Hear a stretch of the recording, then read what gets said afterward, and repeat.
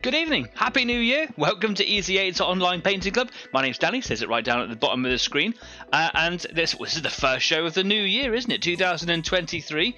Last week we had a pretty good turnout for everyone joining in, just sort of post-Christmas stress and, festivities, and here we are doing the first episode of the new year, and it's really, really exciting. I feel really, really positive about all the stuff that I'm going to be doing, about all the stuff that you're going to be doing, and if you are new here, Easy 8 isn't a tutorial show by any stretch of the imagination. There's loads of that sort of stuff already out there on YouTube. This is literally a place where you can come in, join your friends over here in the live chat with these guys over here, Leslie, Stafford and Jeff. Hi, thanks for coming along.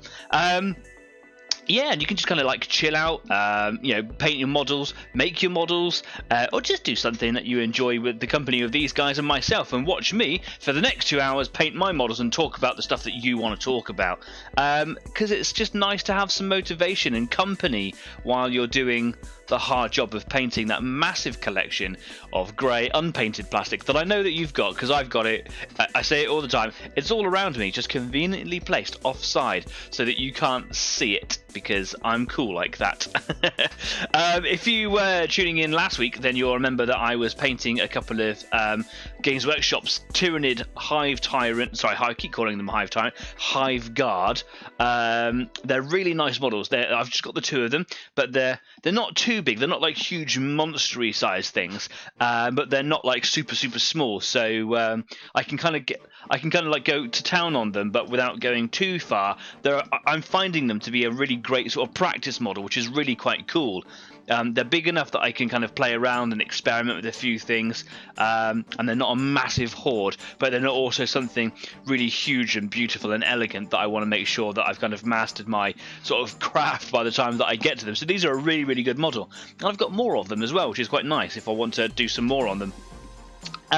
If you are painting anything this evening, I would genuinely love to know. I'm not actually just trying to say that to make the show sound cool. So if you've got like a project this evening that you're working on or looking forward to getting started on, then do let me know. You can drop it over here in the live chat or down there in the comment section if you want to. That's cool. Or if you want to hit me up over on Facebook, I stammered then, that was a bit weird. If you want to hit me up on Facebook, because we're over there as well, then please also follow. Sometimes I post things on Instagram. I am going to make a New Year's resolution to be more active on Instagram this year, because I've actually really kind of let that one fall in the way, and that's not cool.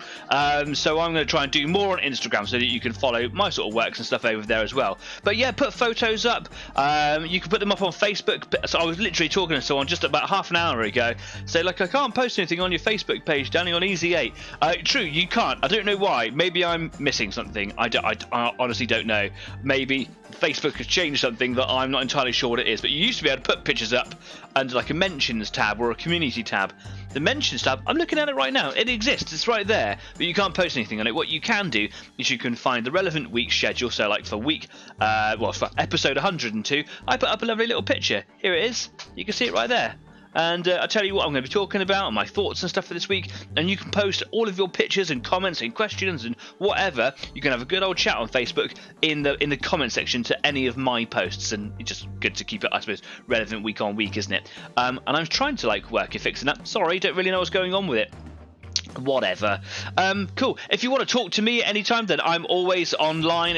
If I'm not, I always make sure that I go back and reply to messages and comments and things like that. I read everything that comes through Easy 8 because I genuinely love this community. We're up to 75 subscribers, so thank you so much for all of the hard work that you do in sharing the word of Easy 8 and getting that community to grow naturally. It's a really organic process and not being flooded with sort of subscribers every week, which, as exciting as that might feel, probably would feel a little bit false. It's nice to know that that community grows organically, naturally, and it's people that want to be here are the people that are coming along, which is really, really cool. So thank you so much for sharing it. Please don't forget to share and subscribe about Easy 8. Get the name out there. Find someone who you think might benefit from having a small community of friends that they can paint with live on the show. And you can find all of the links to all of our platforms just down there in the bottom of the, in the comment section down there. So share and subscribe would really help me, make me feel really good about myself and continue to grow this wonderful community. I really do look forward to spending time with you guys live at the end of every week. It is the highlight of my week. So, yeah, this evening I'm going to be working on my Tyranid Hive Guard. I think I'm just not going to delay. I'm just going to crack on over there because it's too easy for me to just blabber on because it's completely unscripted and I have a habit of just talking complete rubbish like I am now. Here we go. It's my worktop. So I've got 2 Tyranid Guard. What I did last week, let's move that one out of the way. What I did last week is I kind of just sprayed them all yellow. I had a few complications to the nair brush that I thought was really clean. It wasn't, but we worked through it. And then once all that yellow was sprayed on, it looks like this, which is really nice. Bit bleachy on the lights there. There we go. And then I put Seraphim Sepia all over the model, and I was just trying to play around a little bit. If I can use this brush here to point with, if you look, this is the carapace of the creature here. It looks really, really cool. And the carapace and the flesh are different colours, and I've always wanted to make sure that there was a nice distinction between the two. I have a grey carapace and a yellow flesh. It's really, really nice. What I wanted to do, as I was kind of improving, getting better at it, I wanted to sort of affect or tint the colour of the yellow as it gets closer to the carapace. I don't really know why, it just seemed like something nice to do, so it wasn't just kind of blocky colouring in book style of sort of painting, if you get my meaning. I've tried in the past by using oranges to sort of blend them up from the yellows going up to the carapace, but the orange didn't really suit it, which was a bit of a shame. So I tried last week to use Seraphim Sepia and just kind of layer it up. Maybe I just wasn't doing it right or wasn't being patient enough with it, because there is obviously a drying time that comes with washes. But I started to use contrast colours instead. So rather than using Seraphim Sepia, I was using, where is it? I think it was Snakebite Leather, which is a contrast paint, which is yeah, I think that was kind of a more appropriate paint to using the very watery wash colours, or the shades as the Games Workshop call them. And it, while it wasn't the image in my head, it still is quite nice. I've kind of just got this darker effect, this kind of like brown effect that is up against the carapace, and that's something that as I paint more and more, I think I'll perfect. I'll get used to it. But I like these models. I think they're really cool. They're quite beastly. If you think about how big like an Imperial Guard Trooper is beside these things, they must be about here, right? So these things must be about 10 feet tall. That's quite terrifying. I also really, really like their weapons as well. Their weapons are really, really cool. They're just a delight to paint. There's a lot on them, but they're not like crammed full of intricate details and things that you could miss and spend weeks and weeks painting. What I'm going to be doing this week is getting this one all greyed up and blocked in, and if I get bored doing that, I've already done all the grey blocking in on this one here. So the only difference really is it's got a slightly different gum. So all of the blocking in is done on this one. It took me a couple of coats to make sure that I was getting it, and you know, there's good coverage, making sure that all the undercuts etc. are all painted as well. I'm going to double check it when I come to this one to make sure that, like for example, if I was to look at the thigh plates here, there is this like little sort of undercut edge where it's sort of 90 degrees, I suppose. It gives thickness to the plates. I'm explaining that really badly, but if you don't paint them, they really, really stand out. So I want to make sure that they're all sort of painted and all around the model as well. The hardest part about this wasn't actually getting underneath the arms and legs to kind of paint the insides of those thighs. That was quite tricky, but the hardest thing really was getting in behind the head here. If it was a model that I would have made, I would have put the head in last to make that a little bit easier, and I found this bit quite easy to sort of focus on. So I had to just kind of get my brush and just kind of make sure that it wasn't overloaded, and then I could just kind of like scoop that paint back. So that was quite tricky. I've got a little bit of armor plating on top of the gun here for whatever reason. I quite like it, and one here. And as I've been talking to you, I've noticed that I do remember this now when I was painting him. He's also got like a sternum bit of armor as well, which I haven't blocked that in, so I'll have to do that before I get started. Because this one's all blocked in, what I'm going to do is I'm going to be basically shading between the plates, and then so that'll go black, and then I'll work out through a darker grey. This is I use this as a base colour. It's a really nice colour to set the base tones, but I go darker for a fraction, and then I use lighter ones to step away from it to show you what I'm talking about. If you haven't seen any of my Tyranids before, here's my Khan effects where you can see that in play. So I started using a few more greys now than what I did on this particular kind of effect. So I'm quite looking forward to this process. This is quite a large model in comparison to these bad guys. But yeah, so I'm going to be basically shading the black and then going out to highlights and then kind of adding in splits, cracks and sort of, you know, textures and things. Love this model. This was for such a long time was unpainted in my collection, and I'm so glad that she's now finished. This is Brenda, the Sherbert Carnifex. Whatever. So yeah, this is, what do we call these guys last week? I can't remember now. Frank and Betty, wasn't it? Yeah, okay, that's why I've got the community.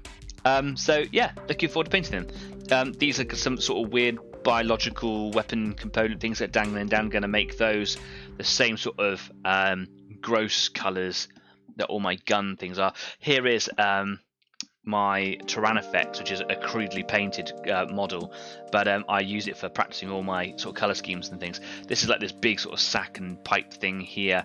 I really like what I've done. I've actually painted over what I actually originally liked. This is a really nice sort of effect that I kind of ruined by practicing some more. But I've got like an almost perfected sort of gun thing, a weapon sort of colour scheme that I really like, that I'll be using on the dangly bits on these guns. Yeah, so that's where we're at. Let me know what it is that you're working on. I can see some people are here, so I can tell me about things. Jeff has said, I've just shut the workshop up for the evening. Gonna eat a curry and have a sip of vodka and start drawing up another build. I've got a massive castle wall, all in sections, towers and walls, about 12 foot of it. That must be for one of your customers. If you don't know, Jeff is my dad. And he also runs Purple Lion Creations, or owns Purple Lion Creations, where he makes bespoke and tailor-made terrain features, buildings, etc. for customers all over the world. You should go and check out his website and his Facebook page. There's links in the description just down there. Leslie says, Jeff, that sounds awesome, dude. I hope that build goes well for you. Yeah, I'm drawing and making. I found ain't the same. Yeah. I always have like a picture in my head. I'm not very good at drawing. I wish I was. So when I get ideas, I want to draw them, but I can't kind of explore and express what I'm thinking. So I just kind of have to go for it and miss out that sort of middle bit. And I think that holds me back. I don't have time to learn to draw, unfortunately. Leslie says, still, I can honestly say I think that you'll do an awesome job as usual. Your stuff is proper good. That sounds like a plug, but it's not. It's unscripted. You're most welcome. Frank and Betty. Yeah, that's right, Stafford. Stafford, are you painting anything this evening? Leslie, are you painting anything this evening? I'm sure I saw Leslie make a comment at the beginning, but I don't. Can I get? Oh, it does go up. Look at that.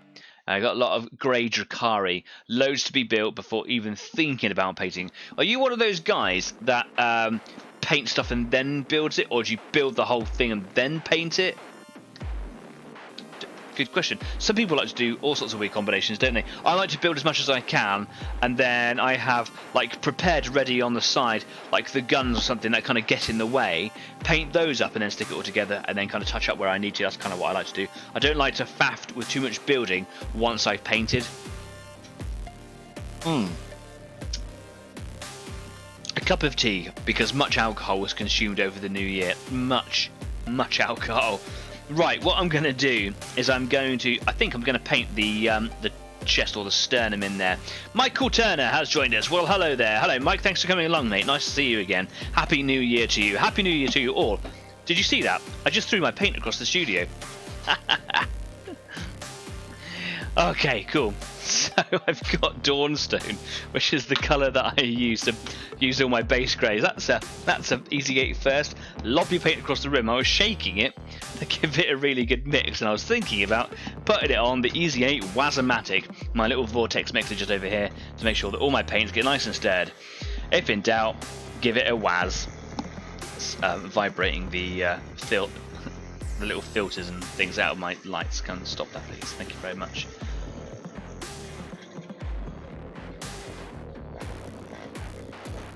Staff says, houses. Gone back to my houses. They don't have tracks. You're having a bit of a mare with tracks, aren't you? It's giving you some like proper PTSD. If you paint lots of tanks, you've got to paint lots of tracks. They just come hand in hand, man. And they are really frustrating. Here we go. Dawnstone, my mid-grey. Excuse me. I got the hiccups. I just had a little vegetarian lasagna. And I rushed that. Cool. Make sure. I think I'm going to use my small brush here. I've got my little Raphael Kalinsky 0. Just because it's going to be a bit easier to control while I'm kind of getting into the nooks and crannies. It's going to be a little bit fidgety just trying to get in here. Yeah. Leslie says, I own a tree Jeff Lacey made, and a mixture of both. And a mixture of both the kind of combination of making things and painting things. I see, 2 sentences in one. Ravages are undercoated as they have grating inside, which would be a pain to paint if built first. Yeah, fair. You've really got to take it as a model by model thing, haven't you? You can't just kind of apply it to everything. Everything you're going to look at, sort of do a dry build, make sure that it all fits together properly, and then work out how you're going to paint it. I quite enjoy that part of the process, but yeah, once I've got it painted, I don't like to carry on building. I like to have a staged process. And you're correct, you do own a tree that Jeff Lacey made. My old man made you, as a part of your commission, a tree for the god of Nurgle for Warhammer. And it was gross. It had pustules and pimples and boils and pus and a lake of blood, if I remember right, that was mixing with the pus. It was gross and very well made. Right, so just got a little bit of water added to my paint. And I'm just going to make sure that that's the top plate there. And I'm just going to see if I can get in under the arm. Can you see where I got a paint in here? A little bit awkward. And this grey paint, grey is a beautiful colour to work with. I know that sounds really weird, like grey is a boring colour. It's really, you get really good results out of it, or I certainly find anyway. And all the grey paints generally that I've worked with, they cover well, but they can be quite thick. And so I water these down, and these are the Citadel ones. I water them down so that they can be applied a bit easier, but then their coverage kind of peters out very quickly. So you've definitely got to do two thin coats with this paint, as you should with all of them.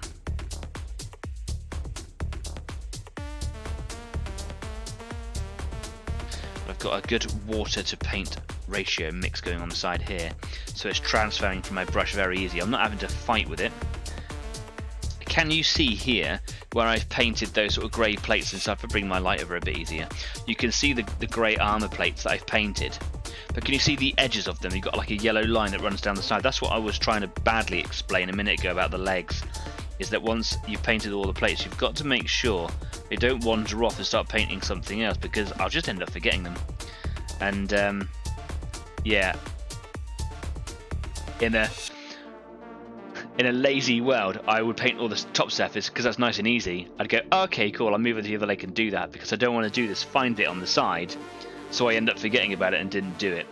So yeah, one of the things I try and tell myself is to just, focus, take your time. It's a process. It's not going to be something that's rushed, And if you do rush it, you're going to be unhappy with it. So here I go. I'm just taking my time.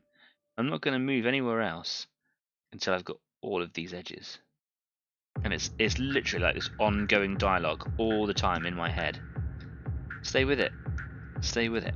And if you're getting frustrated with it, it's probably best that you don't move on for the same reasons that I just explained. But also, if you're getting frustrated, you're only going to get frustrated when you're doing the next thing, the easiest thing, whatever it is. If you're getting frustrated, put it down, walk away, come back later. It's probably because you weren't in the right mood for it in the first place. And I find that frustrating as well, because like when I come up to paint, I'm in the mood to paint. Surely I'm in the mood to paint, right? Sometimes it's not the right day for it. Sometimes I come in and I'm super focused. Other times I come in and I want to do it, but yeah, I just kind of rush it.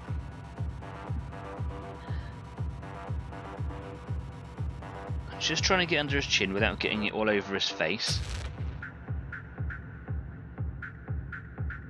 It stands out really well. Like the yellow and the grey really work well together.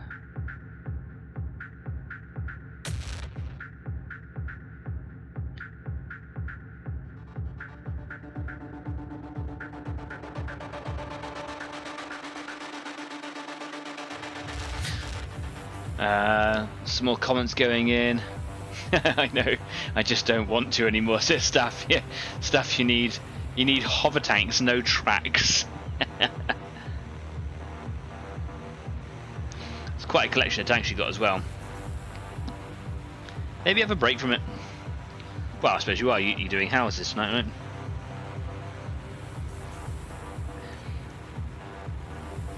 I've recently made my 4x4 table. I had a much larger table. I had a 6x4, but we were rarely using it, and it takes up too much space while it's being stored. So I chopped it down to a 4x4 table, and I've got some 4x4 gaming mats. Well, I've got one at the moment, and it's a nice space. A gaming space is a 4x4, and it means you can play board games and card games on it, and if you have more people over, larger space to work on. So when we use that sort of size table, we're regularly playing things like Water Tanker, and filling the table with little houses is really good. Because Water Tanker is 15mm typically, you can fit like a lot more onto it and have like quite a detailed battlefield. So easy to set up. Really struggling here to see underneath all of this. So I'm just trying to stave off frustration by moving the model around a little bit. If you can't quite see what I'm painting, I'm really sorry. I'm just trying to make sure that as I move the model around, I don't like move my paintbrush across already painted bits that I don't want the grey to go on. And now because I've run out of paint on my brush, I've got to put the brush back in. Nice and gentle.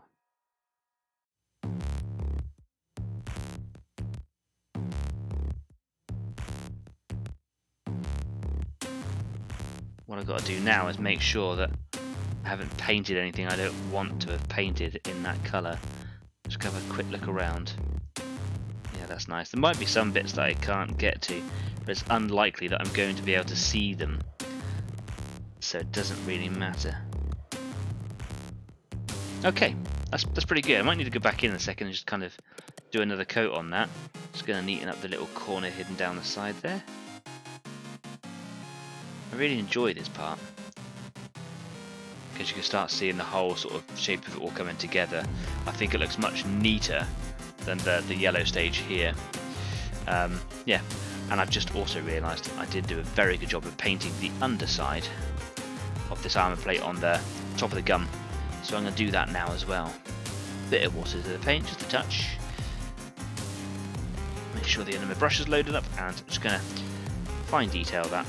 Where is it? Here it is.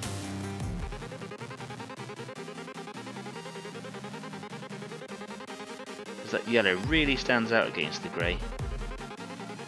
Really shows you mistakes.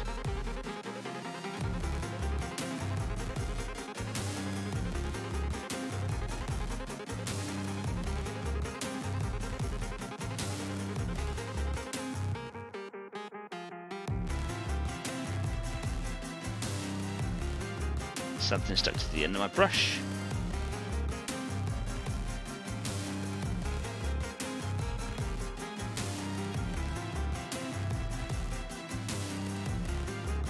Just checking the other bit on the gun here, just in case that was something that I missed in general. Lovely. Oh, it's looking really good. And, you know, that didn't take me very long to do at all, as you're probably going to see me do now. Which one's Frank and which one's Betty? I think it's Frank and Betty, right? Yeah. Cool, there we go. Oh, some more comments going in. Indeed, my good friend. And yes, Nurgle Tree, love it. It's the best bit of the train I own. Your father knows how to build some awesome train for pretty much anything. Yes. Yeah, you're absolutely right. I've seen him make some fantastic bits of terrain out of so-called offcuts. Some of the guys in the group chat here might be able to testify to that as well. It's yeah, very, very talented terrain maker. Go have a look at his stuff. It's great. Yeah, it's also pretty good being the son of a terrain maker because I get freebies. It's great. Jeff says, just tell Dan you're doing ultra modern water tanker. Yeah, yeah, with all your hover tracks, yeah. Or you're going to Warhammer World then. Yes, actually, that's something that I really wanted to do this year. Do you remember at the end of last year I was saying that because I'm now 41, I feel that I should kind of be doing something 40k related, because Warhammer 40k is set in the Warhammer 40k universe. Sorry, Warhammer 40k is set in the 41st millennium is what I was trying to say there. So I feel like I'm missing out on something if I don't kind of put my focus onto 41 as a number, yeah? So, yeah, basically, I'm doing a lot of, like, painting Warhammer models. Not going to be doing that exclusively all year, that'd be boring, wouldn't it? But I'd like to go on a little bit of a pilgrimage to Warhammer World. Now, one of the things that I've been plugging for a little while now is going to Salute next year, which is the UK's largest, I think it is anyway, the largest sort of war games show or war games convention. I and some members of the community are going to see that in April the 22nd, I believe it is. And yeah, I'd also like to go to Warhammer World, so if you're interested in doing that, maybe that's something that we can do too. I think it'll be a great pilgrimage, and if you are also 41 like I am, you could, you know, do the same. Didn't really know where I was going with that. So what am I doing right now? I'm putting some grey on Betty, because yeah, they need. I'm gonna do them sort of equally at the same time, so I don't finish one and go, no, I've got another one to do. Like I say, I like to do it in stages. I suppose also, if I'm painting them and I kind of get good at something, one won't be better than the other. It's very unlikely with two models and my painting skill, but yeah. You can see how thin this paint goes on when it's kind of watered down. You can see the yellow really pushing through there. So definitely needs a second coat.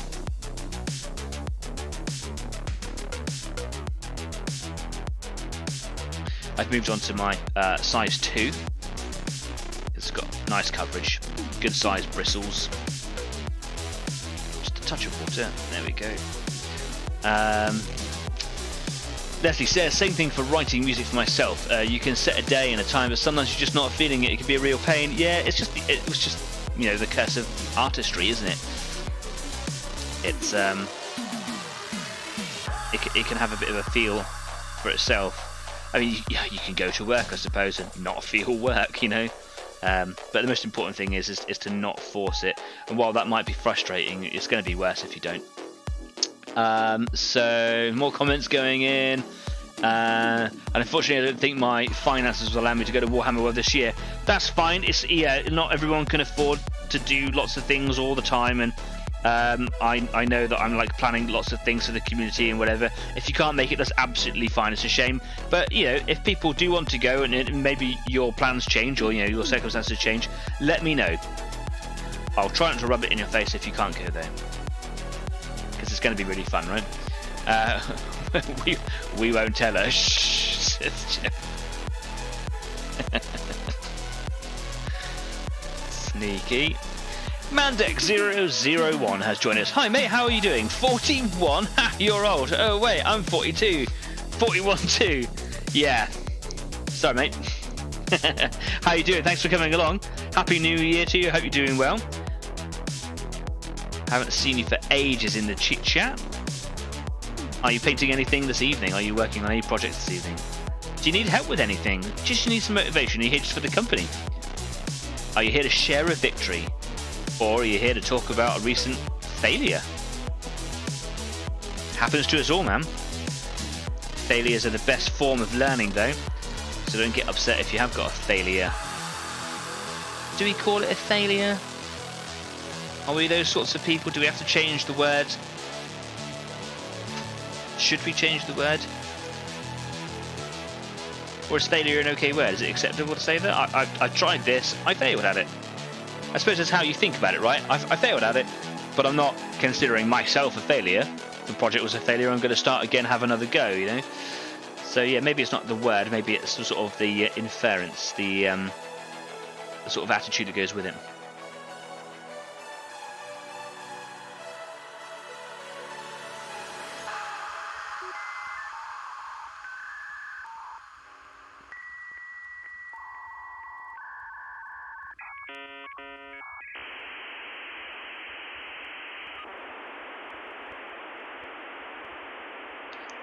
Cool. Just getting these little tail plates done here.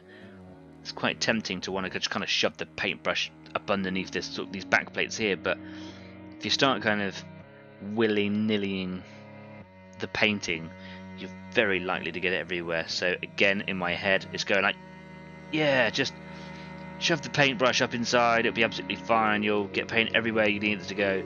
But I need to calm that beast down and be like, just take your time.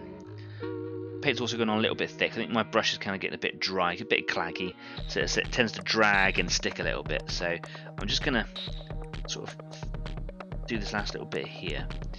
I'm very thin paint now, just kind of pushing it around, making sure that it's not too thick. I don't want it to dry even a little bit, really, because I just kind of slapped a bit on, which I was going to move around. You know what I mean by like, you put a blob of paint on and then you move that around and expand it out. I realised after I put that blob of paint down that my brush needs cleaning. I didn't want to leave that blob of paint because otherwise it would potentially dry and it would look awful.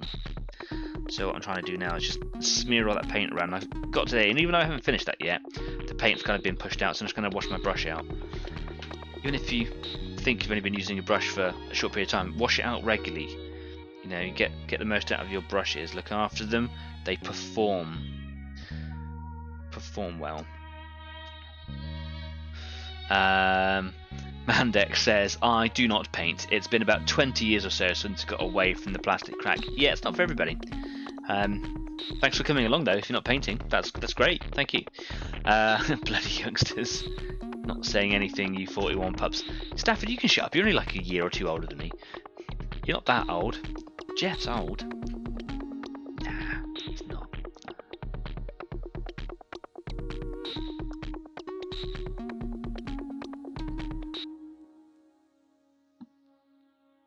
Okay, some fresh paint. Mandex, if I were to say that the sword... If I were to say the sword that goes ding, I think some of you might remember me. It's been a while. Yeah, I know who you are. The sword that goes ding. It's very cryptic. If you don't want to reveal your identity online, I totally understand, and you should take internet identity and all that sort of stuff very seriously. If you are watching the show and you're one of those people who watch quietly in the background and just push my views up and my subscribes up and we don't hear from you, hello, that's fine. There's no pressure on you. This is your club. You do you. How you want it to be.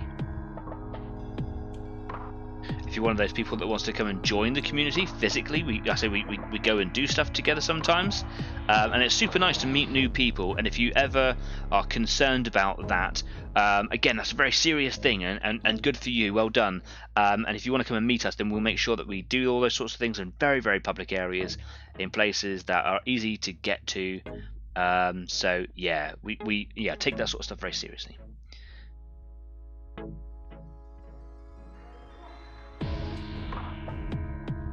Cool, because it's a dangerous old world out there, man. Look after yourselves. Be safe. I say it at the end of every show.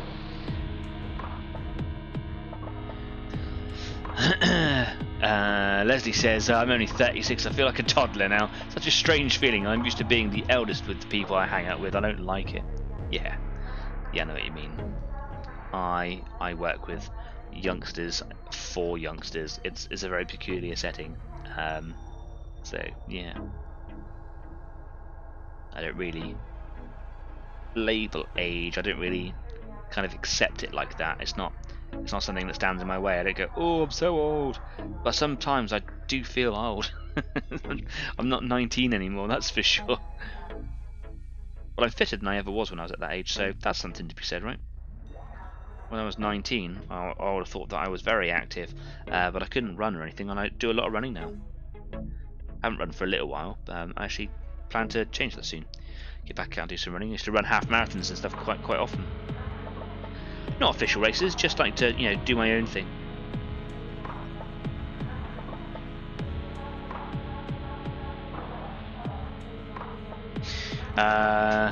Mandex says, "'Tis I, Barry. Are you Henry Cavill?" No, he's Barry. Bazzer. "'Tis I, Barry. Are you Henry Cavill?" No, Henry Cavill's unheard of brother, Barry Cavill. It'll be cool if Henry Cavill watches this show. I don't get starstruck, so if you are watching Henry Cavill, nice to see you, mate. How you doing? Don't expect me to be like, Henry Cavill. Unless Henry Cavill did show up, I probably would melt. Oh my god, it's Henry Cavill! He's so cool. He's actually really good actor. I like The Witcher. And of course, lots of talk about him teaming up with producers from Amazon to actually do like a 40k series, because he's no longer portraying Superman or The Witcher, so he's got lots of time to focus on other interests of his, and we all know that he's a really big 40k fan. Proper nerd.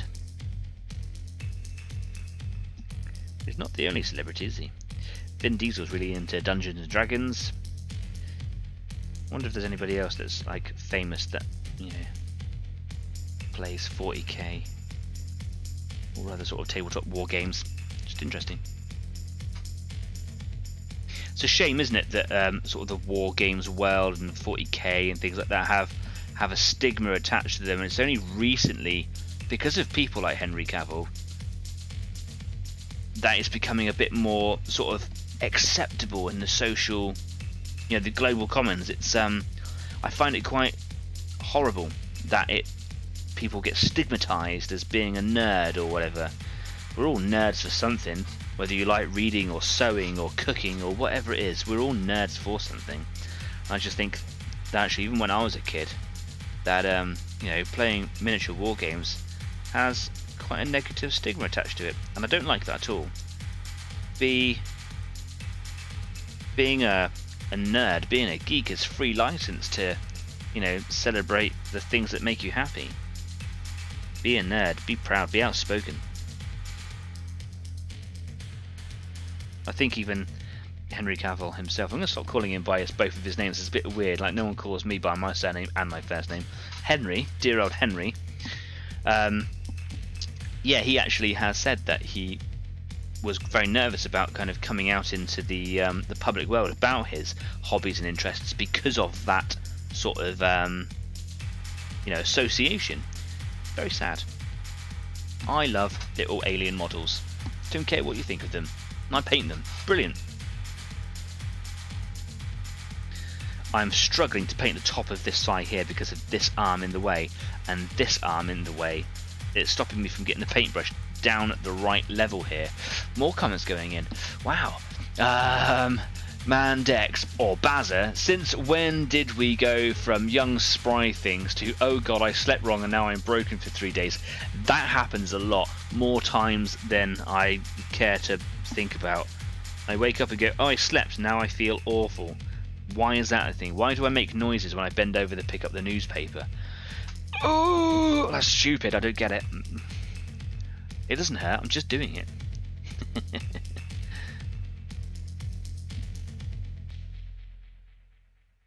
But I could still run rings around my 19, 20-year-old self.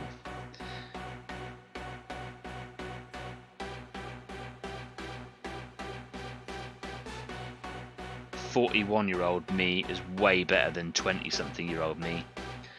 Way better."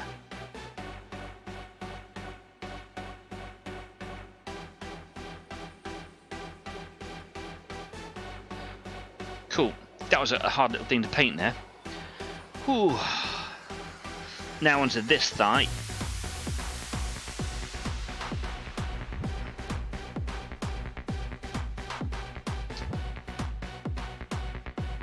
Got itchy head. More comments. 36 and uses a walking stick to get around, living the dream, and I get to make fun about it because it's me. Yeah, man. If you could take the mick out of anyone, take the mick out of yourself, right?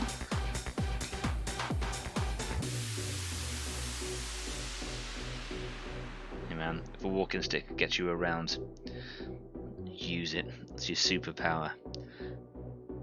Only distinguished people use walking sticks. Make sure it's a cane, sir. A cane. It's very dapper. See how it becomes a superpower? It's just the way we think about these things.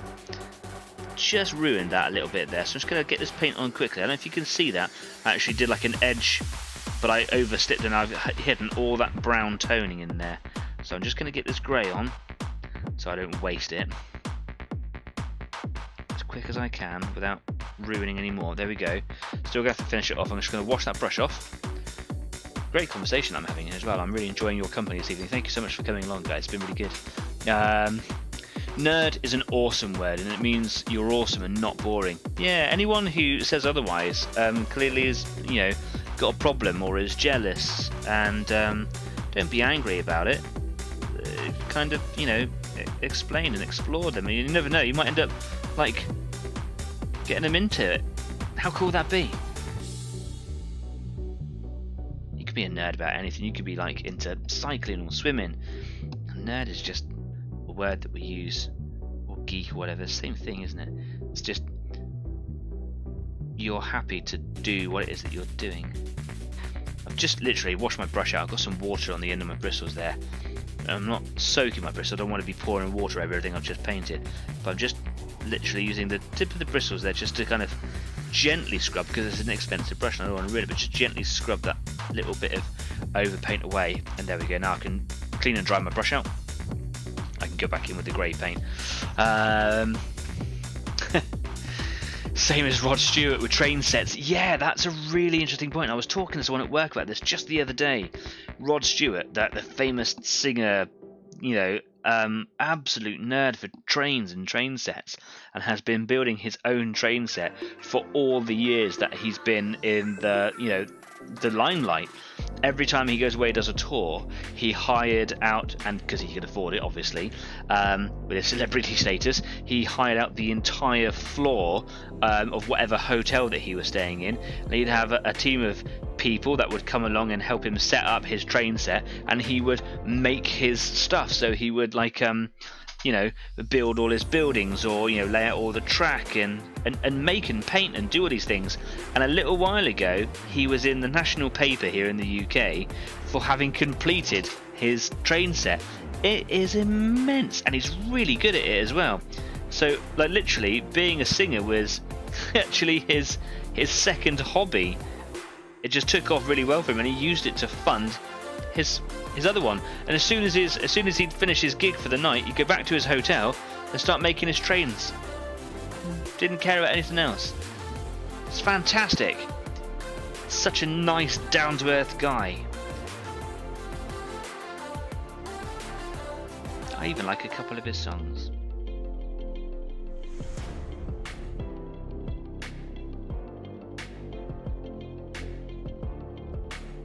Imagine if Rod Stewart watched this show. That'd be so cool.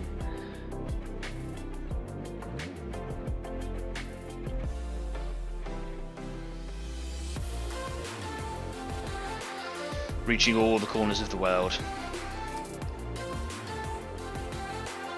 Right, just trying to paint the underside there. I think our paint's a little bit too thick, or even maybe a bit too thin, and it wasn't really doing anything. Let's just mix that back up again. There we go. Okay. So many comments going in. We've got quite a few viewers this evening. Thanks for coming along, guys. It's really, really chatty. I'm loving this. It's brilliant. Mandex says, Jeff, it's been a while. Hope you're doing well. No, I'm old. It's honest. No.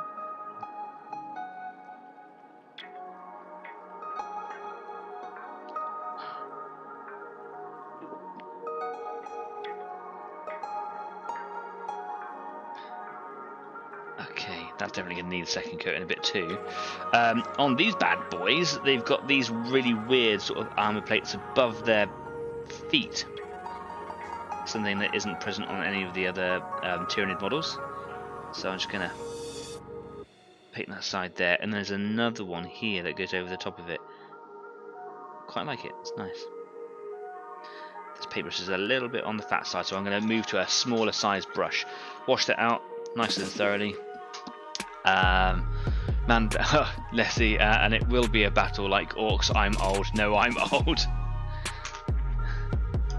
Only the oldest wins. The battle of pains. I see a chiropractor, sorry, an osteopath every 6 months. It really sorts me out. 20-year-old me would never have admitted that, but it's the best thing that I do. Keeps me in tip-top shape. I walk out feeling 3 inches taller every time. That's my old thing. What have you done this time, Danny? And I go, I slept. And he's like, okay, I hear you. Last time I went, he clicked my spine. He was like, "Oh, that felt horrible. Like, felt so good."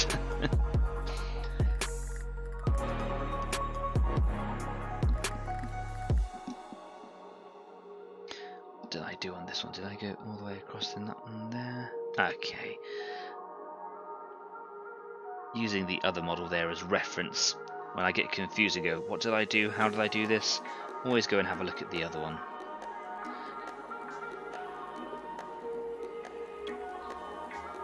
Just make sure that I'm actually in frame again. More comments. Barry says he's doing alright, ignoring the hernia, a couple of surgeries, etc. Do hope everyone in the old town is doing well. Yes, man, we're all doing fine. I speak for myself, obviously, but yeah, no complaints that I hear. Life moves on. Got to keep up with it. I do a YouTube show now, in case you haven't heard.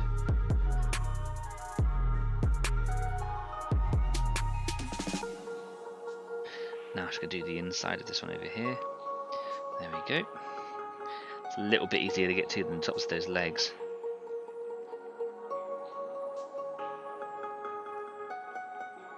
Watered that down a bit too much there. It's going a bit too easy, and I'm not getting very good coverage. There we go. Add a bit of paint to that already paint and water mix. That's a bit better. You can't really see what I'm doing in here, can you? Because I'm kind of working down on the inside of the foot down there. I only have canes. Walking sticks are far too are for commoners. Oh, commoners, eh? Speaking of bicycles, I know someone who modified his with a working engine, noisy as hell, but mountain bikes and doing them up how he likes them is his thing. Yeah, man, that sounds pretty cool. I'm quite into mountain biking. I wouldn't say that I'm very good. I like riding red routes. I actually haven't been out for a while to go and do them. I probably should get out and have a go. Yeah, there's a few sports that I really like to do. Mountain biking and rock climbing are my two favourite things to do. Living by the coast, I go surfing as well. But I'm absolutely rubbish at that. Like I don't think I've ever really stood up on a board, but I just have to go and get wet, you know. And yeah, I think I stay active and do cool stuff. But I don't like make my own sort of equipment or anything like that. I have to maintain my surfboard. Actually, I have some crossover skill sets from being a model nerd. If I ding my surfboard, if I put a little dent in it, you've got to fill it with resin and shape it down. And I actually use UV resin on mine, because normally I have to use like the two resins together, hardener and resin thing, and they really, really smelly and really quite horrible to work with. But I just pour on liquid resin, leave it out in the sun, or shine a UV torch on it, done. See, being a nerd comes with lots of benefits. You know things.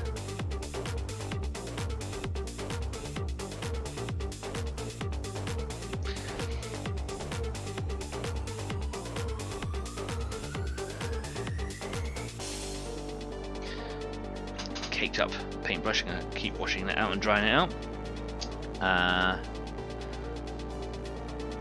Yeah, right. Rod is at Henry's house watching Easy 8. I'm not saying it's happening, I just think it'll be alright. I think it'll be kind of cool.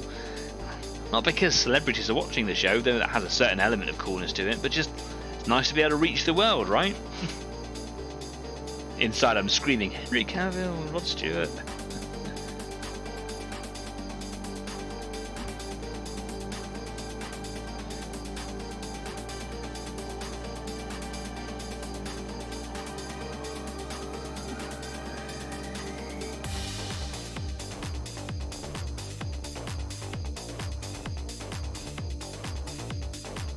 Oh, this foot here is being quite tricksy.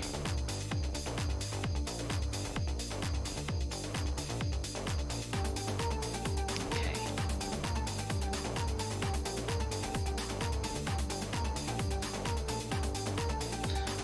Or even like, you know, the pro YouTubers and things out there and all those tutorial guys. So much talent. They have to be like a Hollywood superstar celebrity. You know, you got all these pro tutorial painters and professional painters and things out there. I think it'd be awesome if they tuned in, just for the, you know, if they're quiet in the background watching away and just coming along for like the, you know, the company. We do have a couple of pro painters actually. We've got Wet Palette Miniatures. We've got can't remember who the other one is. It'll come to me later on. I feel a bit embarrassed that I can't remember the name of it, and it'll come to me later and I'll be like, oh, these guys. But Wet Palette Miniatures, we're actually kind of going into collaboration soon, so we've got some ideas that we've been talking about. If you're watching this now, or if you're watching this back later on, Wet Palette Miniatures, I know that you sent me a message. I will get around to replying to you. I have read it. I acknowledge that I have read that publicly. And I will get back to replying to you very, very soon. If you're interested to see what it is that we are collaborating with, all will be revealed soon. It's exciting.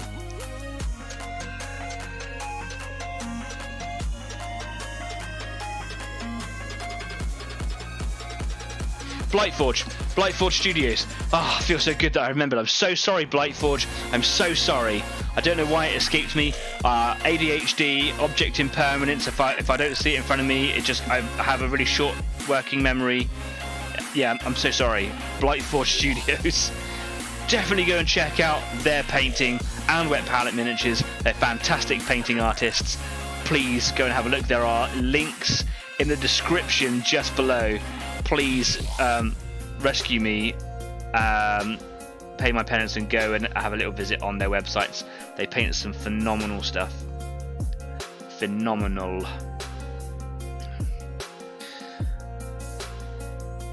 I feel like I've been painting this guy for a million years, so I'm actually looking forward to getting this foot done, because then it's just the gun, head and chest. Yes.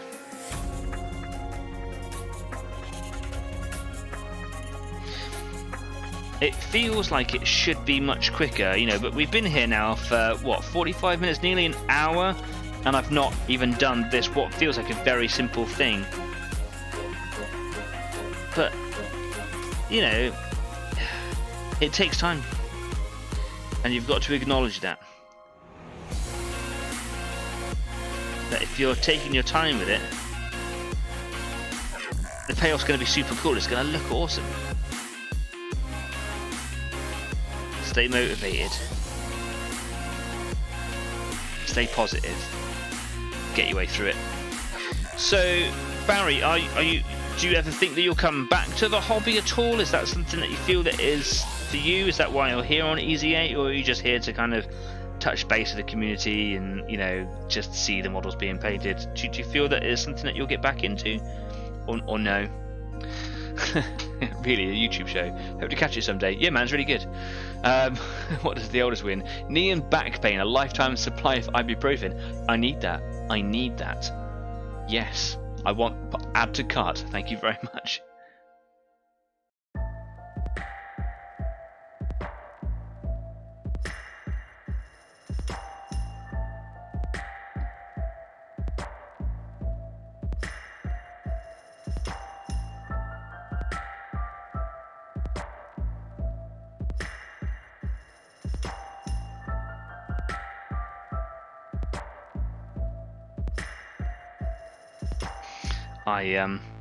Even though I'm 41 and could be considered like an old man or middle-aged or whatever, I still have a baby face. I still get asked for identification when I'm buying alcohol or things like that.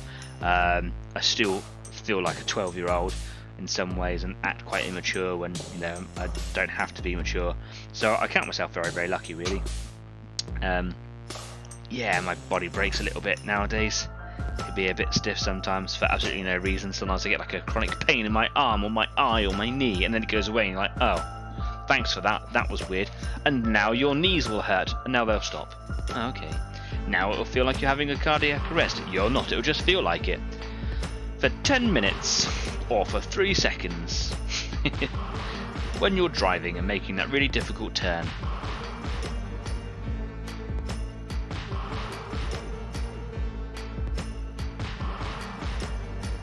But I'm fit, I'm healthy, it's all good, man.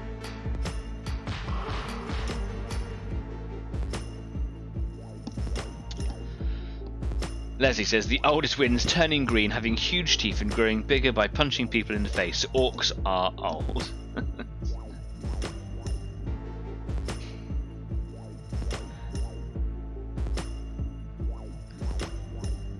orcs get bigger the more popular they are. Is that right?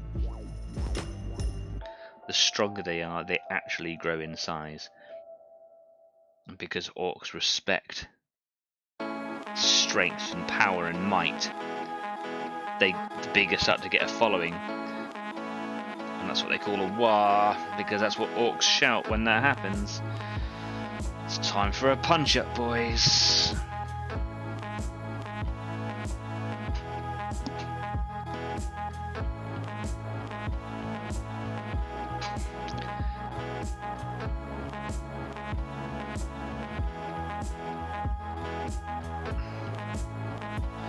Oh, that's really difficult to paint. That tail there is so close to the backside of that piece of carapace in there.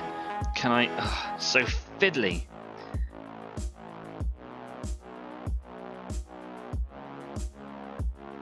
Take your time. Patience is key.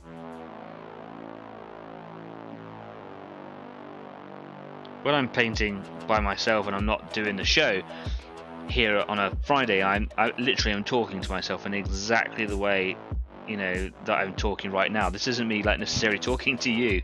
I am like, patience is key. Take your time. Do what you need to do.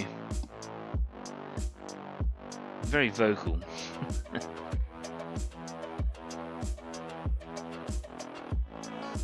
It's like therapy. Absolutely love it.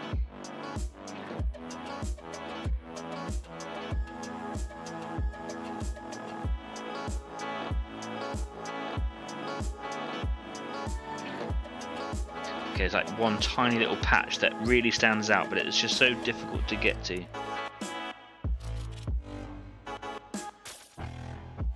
I know I've got to come and do a second coat on it. I hope I'm in shot there, because that would be a bit frustrating if you weren't. Okay. Oh, brilliant. Okay, so now that that's done, I've got to do the top of the gun, there, and I've got to do the top of the head, and he's got the sternum plates that I did on the other one as well. But I've also still got to do the undercuts on the shoulders here and into that sort of hood area in there. But I might just take a break from that for a minute because it's making my eyes go a bit funny. Just let's move away from here just for a second, because it's about time that we had a quick break, isn't it? So I've got to read these comments before we go any further. Mandex says 45 minutes to an hour to do something. That's old age, dear boy. Yeah, that's fair. I'm here to support my friend. The first time I saw you were live. First time I saw you were live. Oh, okay. I really want to paint to get better than my old models, which were lucky to get more than base colours. But 1, no money. 2, no space.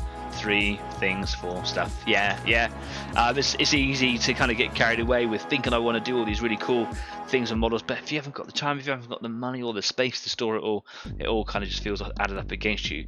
If it's something that you really want to do, I'm sure that you'll find the time and stay positive and kind of, you know, pick up tips and whatever. If it is something that you generally want to get into, I'm not here as, you know, trying to sell it to you on the street corners or anything like that. I'm literally saying, like, you know, research what it is that you would be happy doing, buy that and only that. It's very easy in this hobby to accumulate things and get very excited and spend money, get that dopamine hit, get the next thing. And I remember when we were all kids and we'd go down to the shops and we'd spend our lunch money and buy that model and buy that model and buy that model, and it's the dopamine hit, because you don't have to paint them to get them finished, to get that dopamine hit and kind of have that long-term payoff.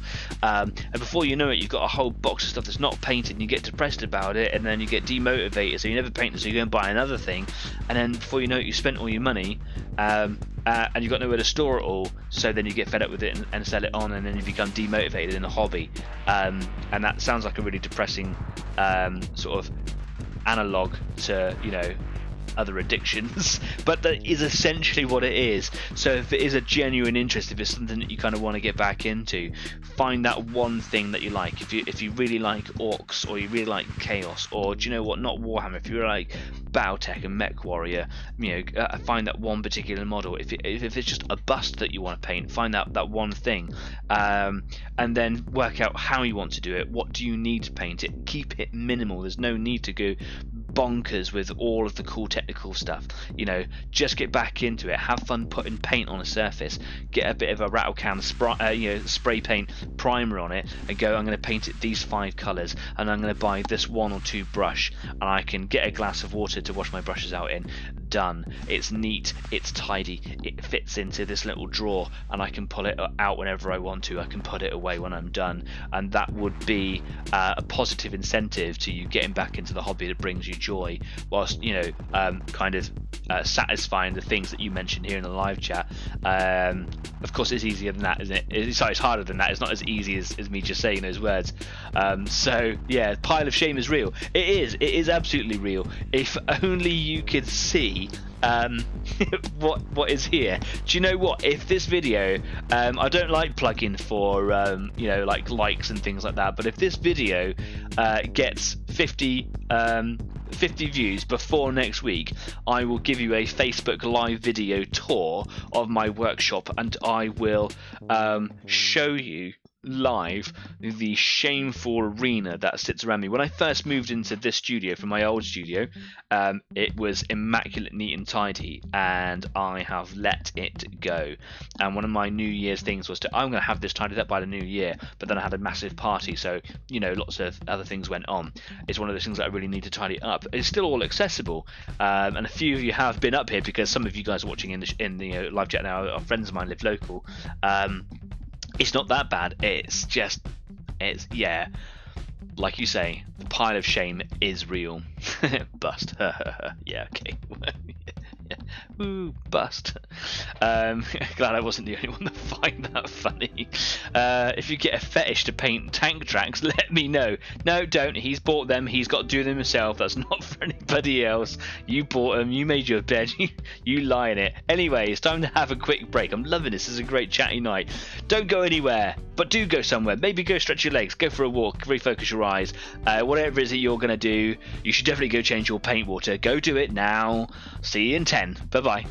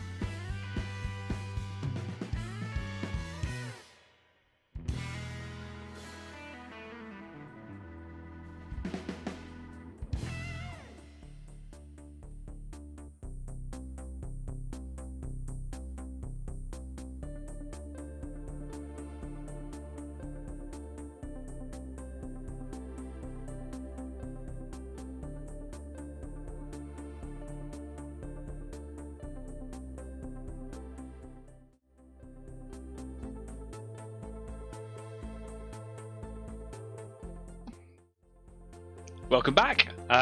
Yeah, hope you had a good break. I went and got myself a beer because it's, you know, a Friday night. The weekend's in front of us. It's the new year. I don't know if I've already said that. Yeah, man, I'm just, yes, a really nice vibe going on here in the live chat over here. Some faces that we haven't seen for years and years. It is really nice to reconnect. And we haven't got everybody who normally comes online either, so it tells me that the community is really growing. So, yeah, thanks for coming along. I'm really having a really nice time, and I'm having a really productive time here on the workbench as well. It may feel like the progress is going slow, but getting loads done, and it's that kind of that grind work that you've really just got to kind of knuckle down and get on with. And I'm getting very close now to doing a bit more fun stuff with some of the sort of the shading. I've almost finished the blocking in the grey, and it's coming on quicker than I thought actually, so that's kind of cool. Yeah, I went downstairs to go see my partner quickly during the break, and she's actually making loads of boxes out of foam core because for Christmas I bought her the Gloomhaven box set, which if you don't know what that is, go and Google it. It is the world's largest board game. It's kind of like a D&D style sort of dungeon crawler, but it's got a campaign booklet with 95 scenarios. If you played a scenario every week, you'd get almost 2 years of continued gaming out of this whole box. It's fantastic little miniatures, and you unlock them as you go through. It's absolutely brilliant, but there's so much stuff. The whole box, it is like a chest. It came in the post, it had 9.8 kilos written on it. Now that is an immense amount of stuff, tokens, encounters and models and cards and boards and things. So for her birthday, which is only a few days after Christmas, convenient, I bought her a very professional sort of box divider set. So it all is designed to squarely fit inside the actual box, and it's got all the individual pockets and boxes and slots for everything.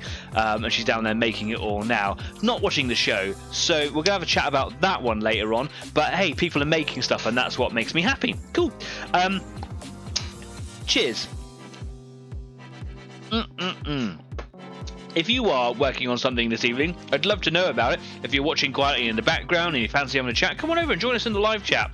Or if you're watching it later on retrospectively, drop a little line down in the comment section. I read everything through every media platform, and I really genuinely enjoy connecting with you guys. So don't be frightened to come and say hello and tell me what it is that you are working on. Share some pictures if you want to. Some people have been doing it already this evening over on Facebook. I'm trying to check it on my phone, but it doesn't want to do it now. Is it gonna do it? It's not opening. There it is. Cool. Brilliant. So yeah, let me know what it is that you are up to. Of course, if you do like what we are doing here over at Easy 8, please do consider sharing the word. Tell someone who you think may benefit from joining this community. Get the word of Easy 8 known out there in the world, and subscribe, because everything that you do really helps me make this community grow and thrive. That rhymes. I might be able to make a new thing out of that. Who knows? Anyway, I'm going to go straight back over to the workbench because I'm having a really good time tonight. Let's go and have a look. Here we are. So, Frank and Sheila. So Sheila, I've just painted the bits inside the hood, if you want to call it that, and I've painted under the shoulders, got the first coat in there.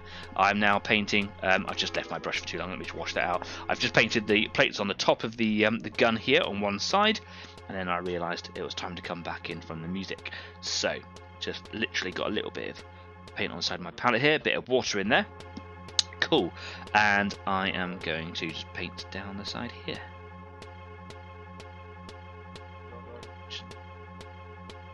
Oh, that's a perfect blend of water and paint. That's good coverage without being too thick.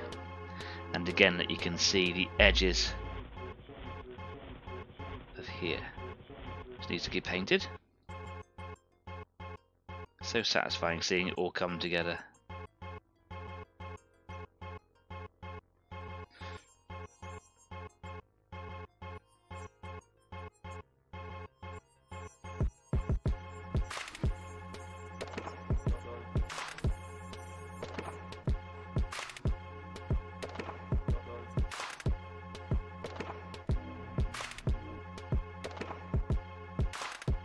And then just this side here.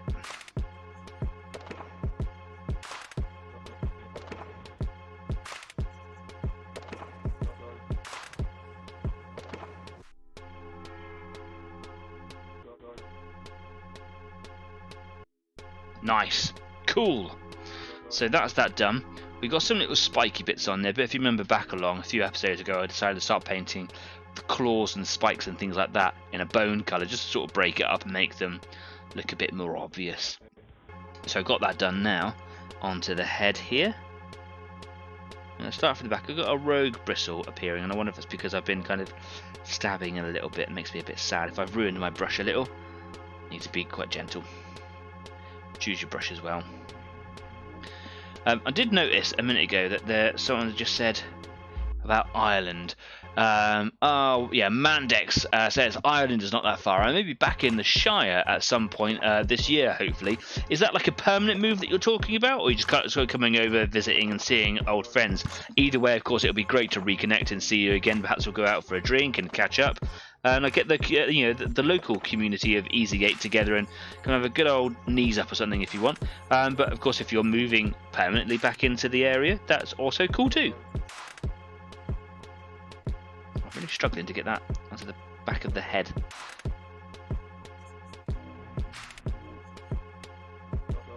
And Leslie said something about building scourges. Are you building scourges? A scourge is a Drakari thing? For you old schoolers, Drakari is the Dark Eldar.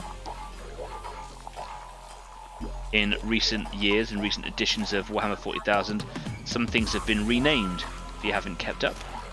So the Imperial Guard is no longer called the Imperial Guard anymore. Astra Militarum.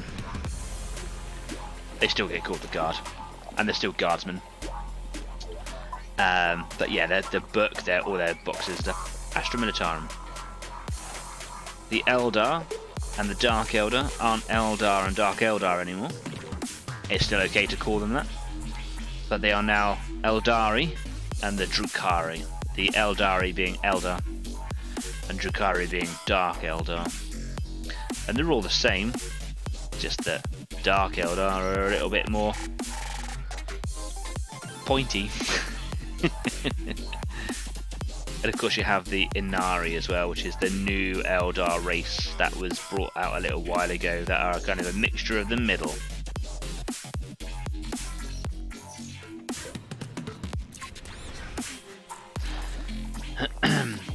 Tyranids, still same as Tyranids, then yeah, they haven't changed, they're just Tyranids. I quite prefer the Eldari and Drakari, I think that sounds quite cool.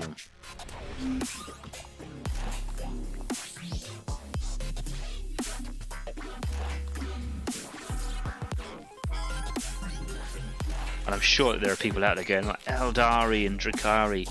It sounds silly, I'm sure, to someone in the world saying Eldar and Dark Eldar probably sounded silly at some point. It's cool, man. I wonder if the Imperial Guard being changed to Astra Militarum was like a Star Wars Imperial Trooper sort of copyright avoidance or something, or if it was not necessarily that, but maybe it was just trying to separate the two IPs so that one didn't get confused with the other. I had heard a rumour when it happened, but it was to do with copyrights, and Games Workshop were infringing on potentially infringing on a Star Wars trademark. I don't know if there's any truth to that at all. I have a very itchy foot. It's not doing me very well. That went on rather thick there.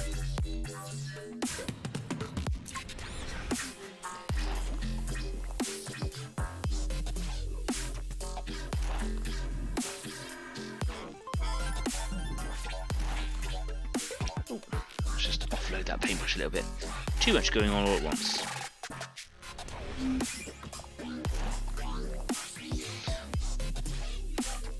Got a little bit left in my brush. The back of this plate here is already dry, so I just kind of use my paint up and just get that thin layer, second layer back on, while I've got the paint in my brush. But I don't want to go back over everything all over again, because that's boring to do the same thing on the show, right? So I'll just yeah, just get rid of this paint here, do these big plates.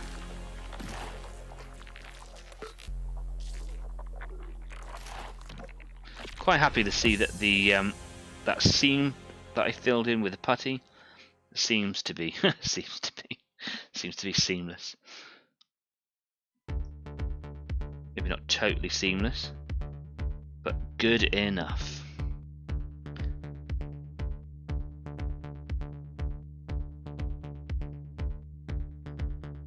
That's a bit of a line there, but I'll hide that with some strategic detail painting later.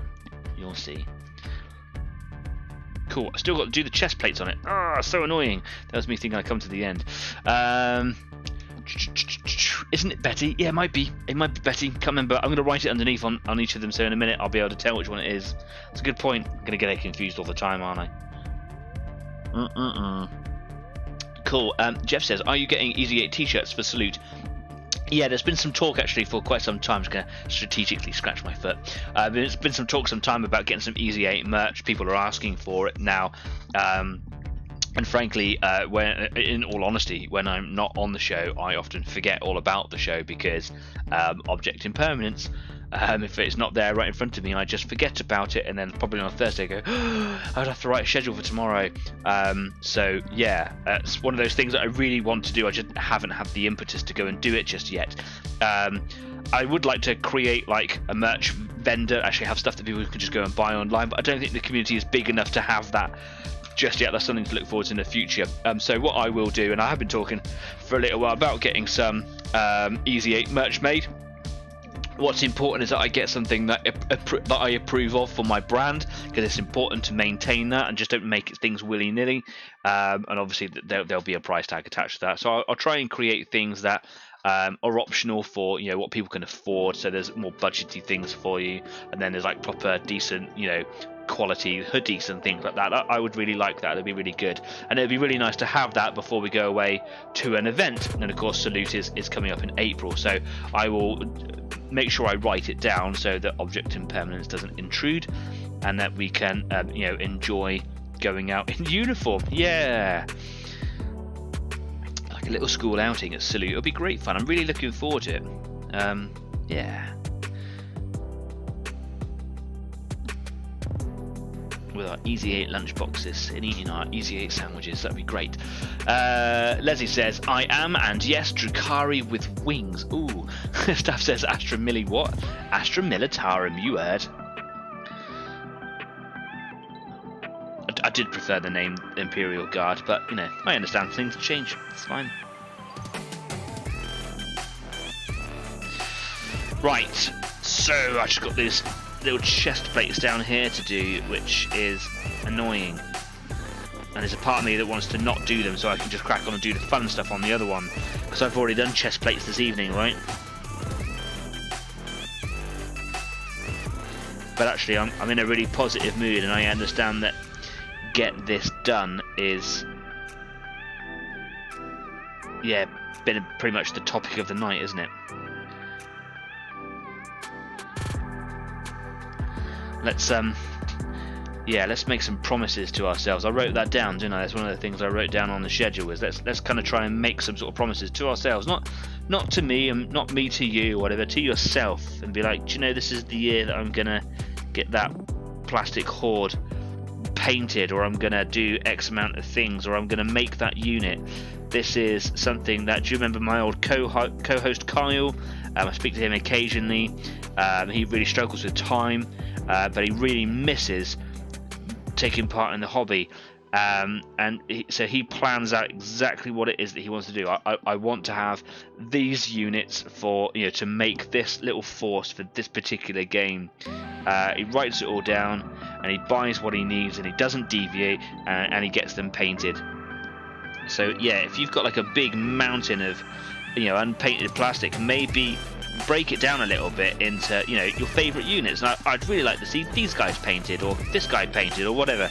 Or maybe if they all come from the same sort of army, is make a little force. Get your little codex book out if you've got one, or whatever, find out the points and put together something that either works in terms of the rules, or my favourite, which is rule of cool. I'm going to put these guys together because I think they look awesome.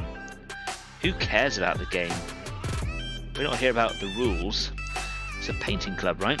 So you paint what you want to paint, man. But let's make a promise to ourselves to actually get these things done. Because you know, that's the dopamine hit, isn't it? It's the... I don't need to go out and buy all these things anymore because I've got cupboards and cupboards full of them. Or boxes stored up to the height of a toddler or whatever. You know, I've got a stack of boxes just here that's as tall as my partner. It's mental. Just full of stuff that needs to be painted. I don't need to go off and buy more things. So let's make that promise to ourselves. Let's sit down, make that little list. Maybe it's a, you know, a HQ leader choice. Maybe it's the squad of 10 guys and the little tank, or the dreadnought, or the equivalent of whatever game it is that you're playing. And be like, cool, I want to get these done. And if you're feeling up to it, of course, see if you can get them done within a time frame. Be reasonable with that time frame to yourself as well. Don't do something that you know you can't achieve. And I'm not really into the whole New Year's resolutions thing, because you know what happens with a New Year's resolution. Go buy that exercise bike by February, you're not using it. And it's not just because it's an exercise bike, it's just forceful expectations. You can't, you know, change something immediately just because it's January the 1st or whatever. So don't put heavy expectations and unachievable targets on your head.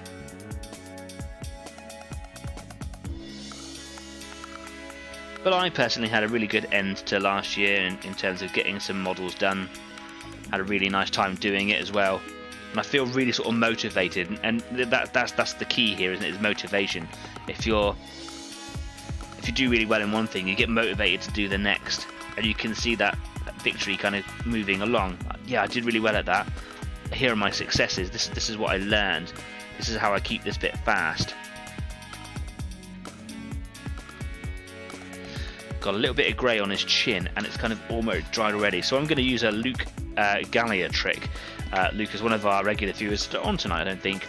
But he says if you get a little bit of paint on something and it doesn't come away, you can't wash it away, get a little bit of neat airbrush cleaner or something alcohol based that isn't from your optics. If you've got a little bit of alcohol lying around for modelling purposes. Just get a little drop of it on your brush, be super gentle, and just gently agitate it, and if it was on there really recently, it'll come away quite quick. Boom, just like that. There you go. Quickly dry up the area, neaten it all up, and then reapply your paint where you need to. Such a good trick, so obvious as well. So thanks, Luke, if you're watching this back later on, or even if you're watching it now. That's like one of the best sort of help me out tips that I've picked up at all, you know. The paint eraser. Okay. Got to get up underneath the gun here in the back, and that's quite tricksy.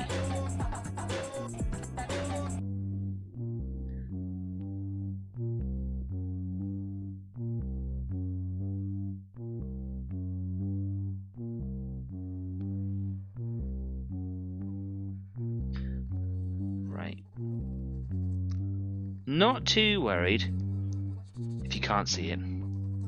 So if it's up behind the gun, it's unlikely that it's going to be right, you know, right in focus.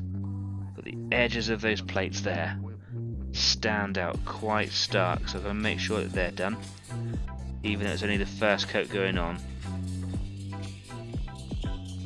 Taking my time. There we go.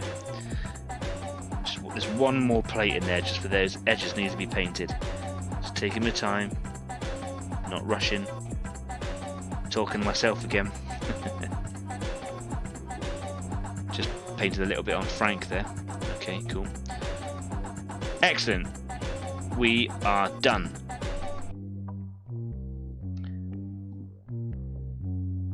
Just cleaning my brush out there. Wipe that off on the back. Right, here we go. Okay, cool. That's Betty done. I'm just going to wash this brush out and I'm going to close that pane. That is a little victory. Stages, yeah, stages. That's what I need to consider. That is that little bit done. So Frank's had both coats done. Betty's had one. I know where I'm at now. So that's really good. I've got a little bit of tea left before I hit the beer. Yes, I have. Cool. Some more comments going in as I was really focusing there. Let's just see what I've said. The Dark Eldar are horrible people. The Eldar are snobs. Yeah, and I know quite a few people actually like that. Mandex was saying, just visiting. Once I'm all patched up and hopefully will hopefully get to go back to my last workplace as long as the economy doesn't implode. You said Willie. Moving on. Ha ha. Hee hee. Yeah. Okay. Will you have glued your char bees together yet? My char bees! You bought me 2 char bees in 50mm scale, didn't you? They are downstairs. I haven't glued them together yet because I've been building all my little MDF buildings for the same game. No, I haven't. Yes, I will. I'd like to have those done within a couple of weeks. Here are my little Hornissa, or Hornets. German 15mm tanker. Yeah, these are cool.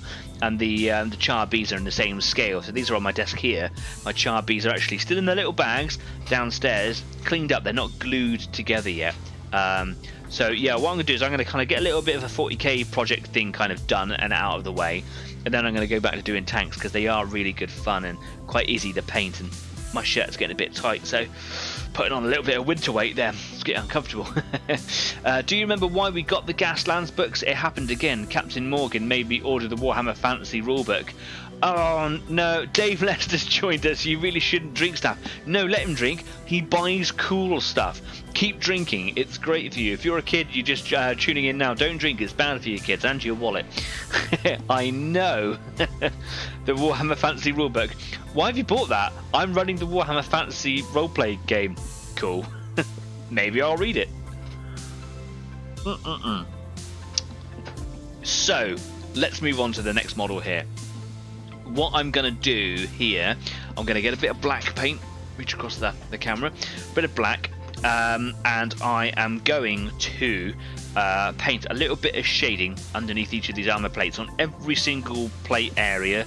I'm going to do a little bit of black on here to recreate this effort, which I'm really quite proud of, and I'm getting better at it as well. When I did this Carnifex, I used an airbrush ink shader, which is right here. This is an acrylic ink that is designed specifically for airbrush use, and it's very easy to go very, very heavy with this. Excuse me. It's a very beautiful product, and it's quite an advanced product, I find. What I like about this is it's extremely intense because it's an ink, but because it's an ink, it behaves differently in multiple ways than it does to a paint. Its intensity is one of those things, but the other one is it stays wet for quite a long period of time. Acrylic paint dries almost within minutes, right? We all know that. That's one of the massive benefits of an acrylic paint, is it dries really fast. But this allows me, it was just random circumstance. I didn't even know it was going to happen, but as I was painting and using the other colours, I was able to wet blend. I was like, oh my god, this is happening by accident, and I got some really wonderful effects out of it on this creature here. However, it has to be applied by airbrush. If you apply it by brush, it's just unwieldy. It's very dense. It's in terms of its pigmentation, it kind of just sits there in a massive blob, and you get massive coffee staining, and it doesn't behave in the beautiful manner that it will through an airbrush. So there are smaller models that probably would benefit from not having that used. These are probably on the edge of what I would consider using, so I would like to use that sort of airbrush ink shader method on larger, bigger models, and then brush with a normal acrylic black on smaller ones. I have been thinking about doing ink shader on one and acrylic paint on the other, but today I'm just going to go with just the black paint. I'm just going to start getting that painted on there now, and when I come to do Betty's black lines, maybe I will use a bit of ink shader, just kind of see how they work. But I think it should be left just for bigger things, because it's, for example, these tiny little plates here, very hard to do detail ink shading at my skill level. So, play to your own strengths, right? Anyway, gonna give this paint really good shake, because it's been a long time since I've got this black paint out. And I'm just going to stick it on the Easy 8 Waz-O-Matic. If in doubt, give it a waz. Mix it up. Little vortex shaker on the side there, just a cheapy one, but it's really good. Just saves you look like a bit of an idiot and throwing your paints across the room when you're shaking them up. Can't believe I did that. I haven't got any Hornissa yet. So stuff yet. They have tracks. Shh. God, I've got a really itchy arm. Like something's on my skin. It's irritating me. I have been at work today demolishing a concrete wall to be re-rendered, and yeah, I've covered in a lot of concrete dust and gypsum dust and things today. So my skin's a little bit irritated, I think. Not actually taking the wall down. Years ago, someone made this wall with concrete blocks and then put gypsum plaster over the top, and that just kind of, all the water leaks through, and now all the gypsum's falling off. So I'm smashing up all that gypsum, and then I'm going to re-render it. So I'm covered in like just nasty construction dust today. I think my skin's kind of erupting. It's not very nice. So you can see just on the side over here in my palette, which is extremely clean because everyone loves a clean palette. Loves my clean palette. I'm not saying that stuff. There's no need.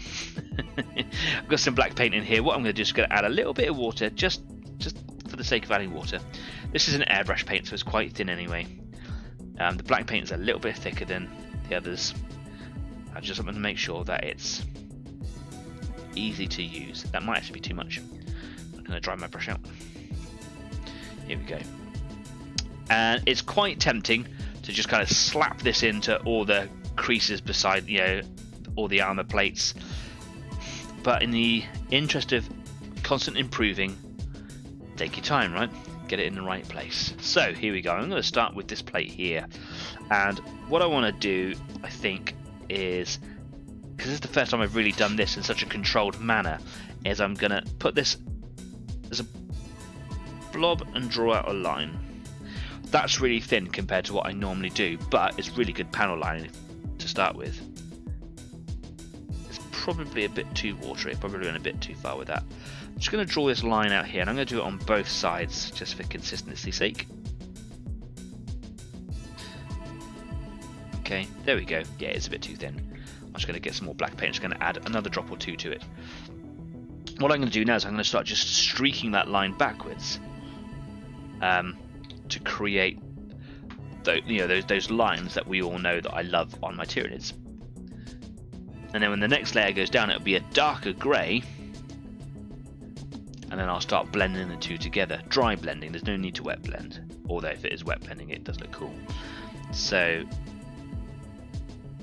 out to here, and what I'm doing is I'm creating a false shadow and creating a focal point, like a piece of interest, but I'm also stylizing the carapace by adding all these streaks and making it look like that it's got direction, that it's got kind of like a natural growth, that it's like split. So you also see there's little notches and nicks. I'm going to get the shape of the brush.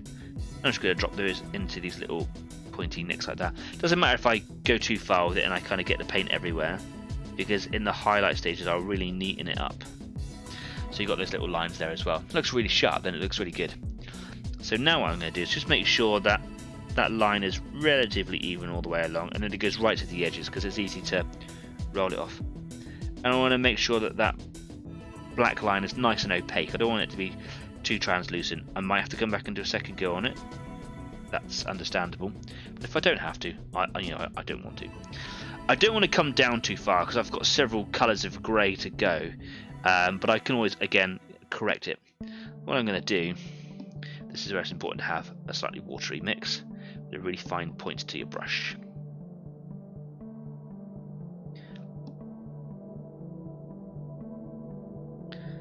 Here we go. Okay, it's a loaded brush, but it's not dripping.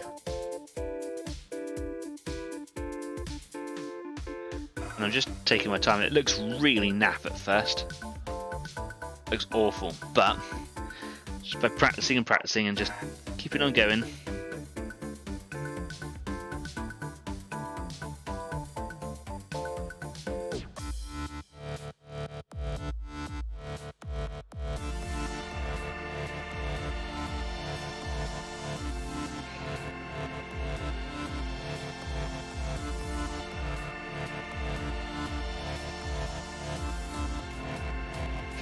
getting denser and denser all the way along compared to the first side, compared to the second side. There you go. Make sure that it goes all the way up to the edge and around the corner there.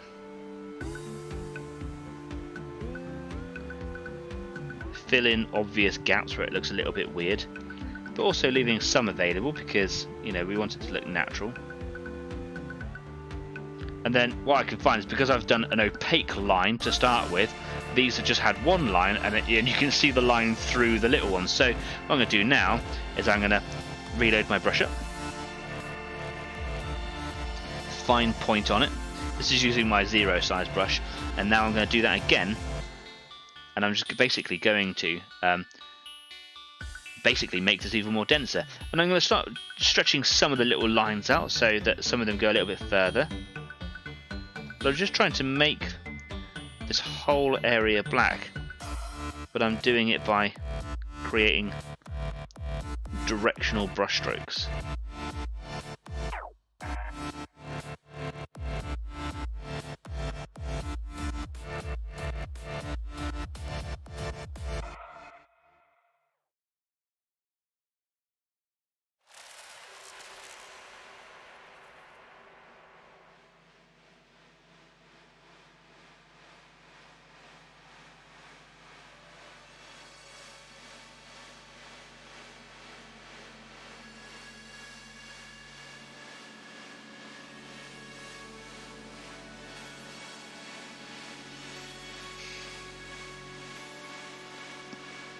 That looks pretty cool, right? Let's wait for that to come in focus. Can I see it in focus? Is it going to come? Come on now. There we go. I like it. Go back to the other side. Much better. This has come down a bit further than where I want the black to reach, but I'm going to do a dark grey in a minute, and I'm going to basically blend that in. Then I'm going to go back to the base grey, and then I'm going to blend that in, and then I'm going to go to a highlight grey, and then it all should come together. So, get a little bit of black on the brush, and I'm going to go to the other side of this top plate here. Here we go. Got quite a blob on that brush. I can see some comments going in as well. I'm going to make sure that we read through all of these. Do you have a Sturm Tiger? That's got to hit hard. Just the one shot though. Sturm Tiger? No, I don't. That's the giant mortar in the Hunting Tiger chassis, isn't it? No, that's a tank that I don't actually have. That would be cool.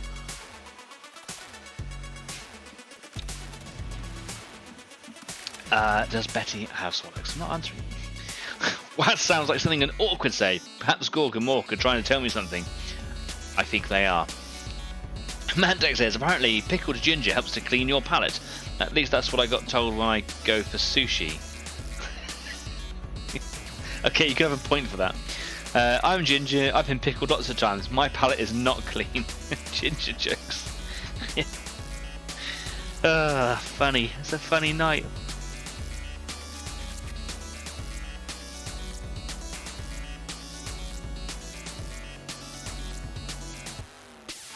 My brush needs a clean.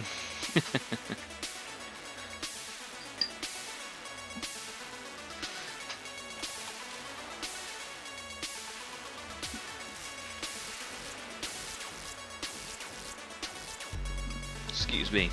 Got some messages coming through. Let's make sure that I read all of those. Make sure that I'm not missing anybody out.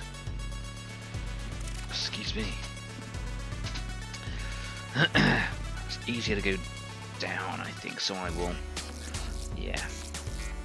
What's important, I suppose, here, looking at it from this angle, is that I match the distance on both sides. I don't want this one to be longer or shorter, so this one would look like it's stepped down further than it is on this side. That would be really awkward.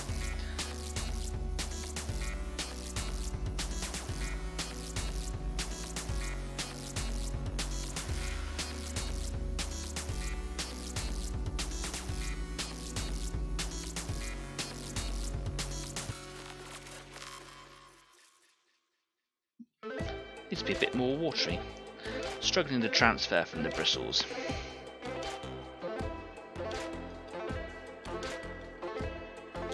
There we go. If your paint's not coming off of your brush and you're struggling to get it onto your model, despite how much paint you've got in there, because it's not watery enough.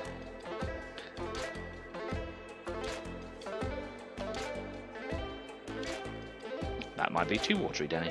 Okay, cool.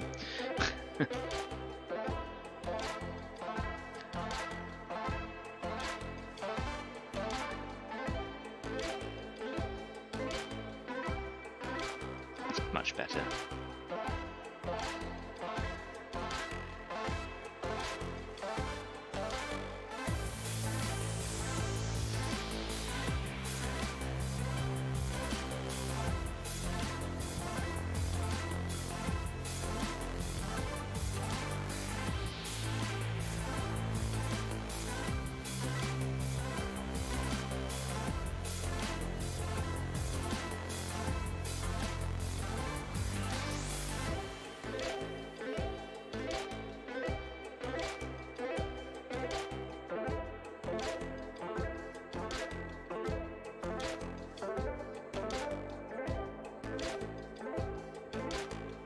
This is the really therapeutic bit, and this is one of those things that I just want to get a bit faster on, so really putting lots of sort of concentration into it.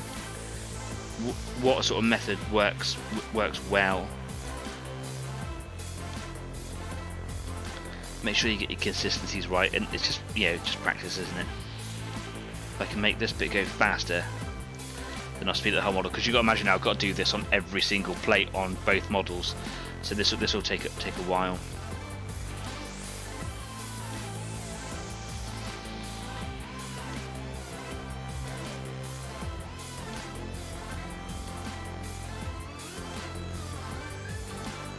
And even though I'm getting these really nice sort of lines going down this way, it doesn't really matter too much what they're like, because the next layer is going to go on as a dark grey, right?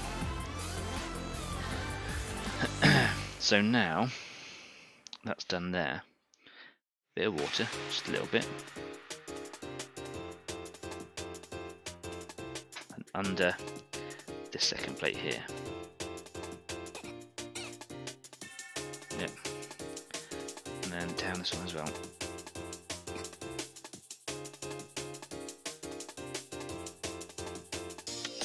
Get that little nick, that little chip in there.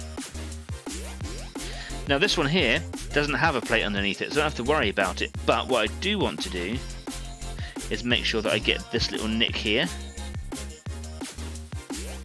There's a little nick down here. It's actually quite a large nick, to be fair.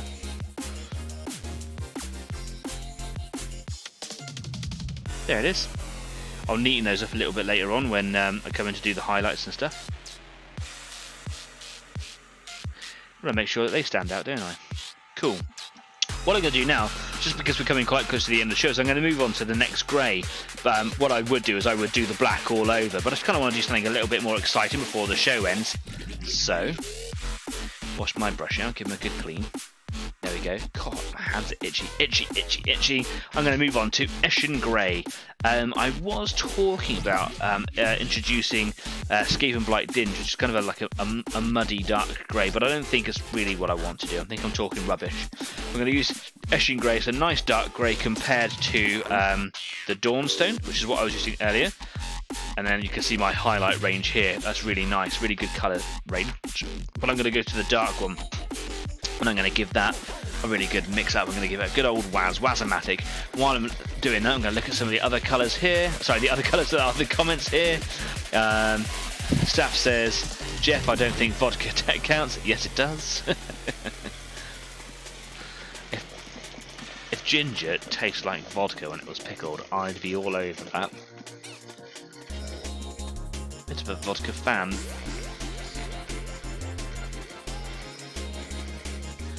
Wonderful. Right, shake that up, but don't launch it across the studio, Danny. Click. Here we go. There's that dark grey. So I'm just going to get a little puddle of this out. Scoop some out. I'm just going to pop that onto the palette over here. And this is a totally different sort of paint, because this isn't for the airbrush at all. So this is thick. So this definitely needs water mixed to it. That's where earlier the black was for airbrush use, so it's really milky already. Milky in its consistency, not in its colour. We use milky to say that, you know, things go cloudy, but that's not the case. When you're using airbrush paints, you want them to be the consistency of milk, which is actually really, really thin, but not as thin as water. It has a substance to it, but that's not what we're looking for here. just want it a little bit broken down with water. Break that surface tension down a little bit.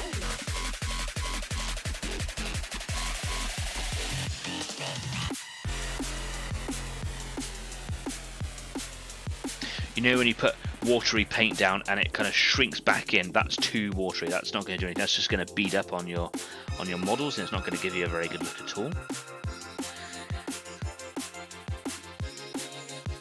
Okay, cool. So I've got some Eshin grey. Now I'm not quite sure how I'm going to do this. There's a part of me that says we could just put a line down and kind of blend that out, but we would probably lose a lot of what we've already done here. So what I'm going to do is make sure that I've got a nice watery-ish paint in my brush, loaded up, ready to go, with a nice fine point on there. And I'm going to be working with the same size brush I was using a minute ago. So this is a 0, and I'm just going to start in the middle of this sort of comby bit. I call it a comb because it looks like lots of teethy bits on a comb. And I'm just going to start introducing these little lines going this way. I can see that the paint's a little bit too watery, so I'm just going to rub that off. A bit too watery, so I wasn't getting very defined lines. If the paint's a little bit stiffer, not so watered down, I'll get more defined lines, so perhaps not too watery. I want the water to aid in the the application of the paint. I want it to transfer from the bristles smoothly. If the paint's too thick, it won't do that. That's better.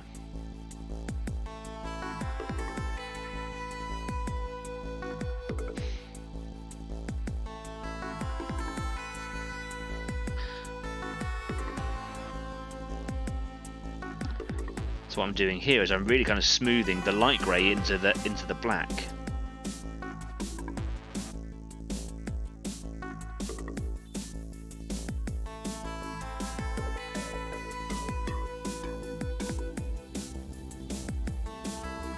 But this time, as I'm doing the lines, I'm not doing, for example, if I show on my hand, what I'm not doing is a thin line that gets kind of fatter as it goes down. What I'm trying to do now is create a thin line that starts thin and stays thin the entire time. It can be quite tempting when going into the large base of opaque black here is to kind of do a line that kind of does this. That's not what I want to do, because what I'm trying to do is make a nice thin line in both directions to blend both those colours together. Or I suppose even if I was to be travelling back away from the black and into the light grey, I could use the light greys later on to kind of blend it the other way. That doesn't make an awful lot of sense when I say it out loud. It makes a lot of sense in my head.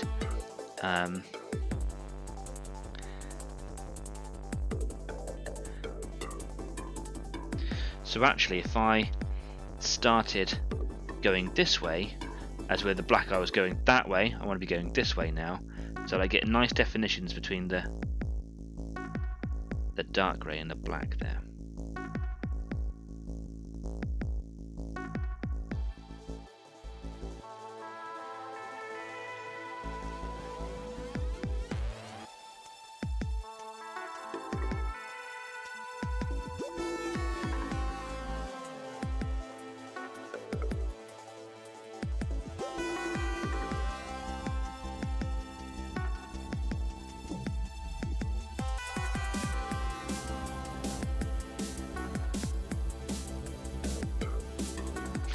Need a bit of water in that paint because it's really struggling to transfer.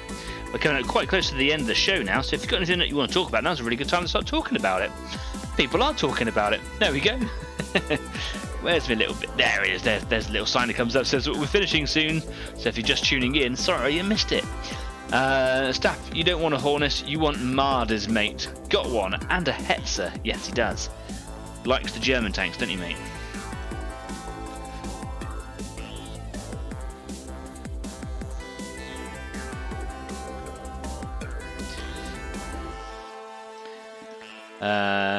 Michael says, so I'm new to the airbrush malarkey. When would you choose to use a thinner versus flow improver? Good question.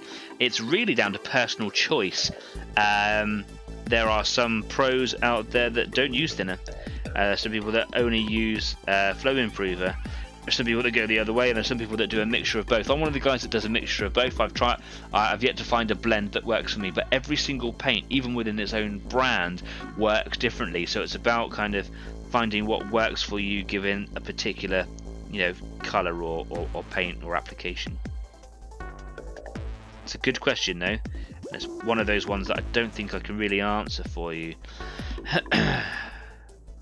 Flow Improver is a good product though. Excuse me.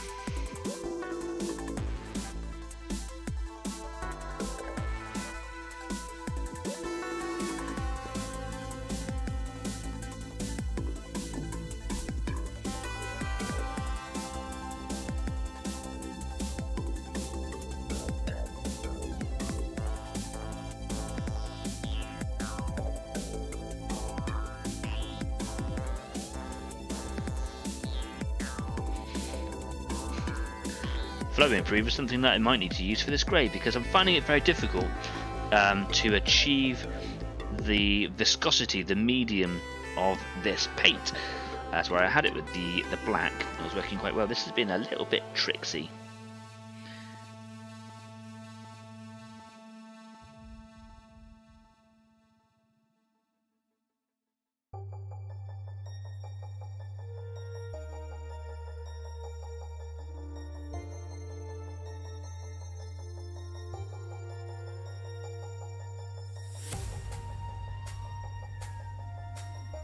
That's better. Nailed it.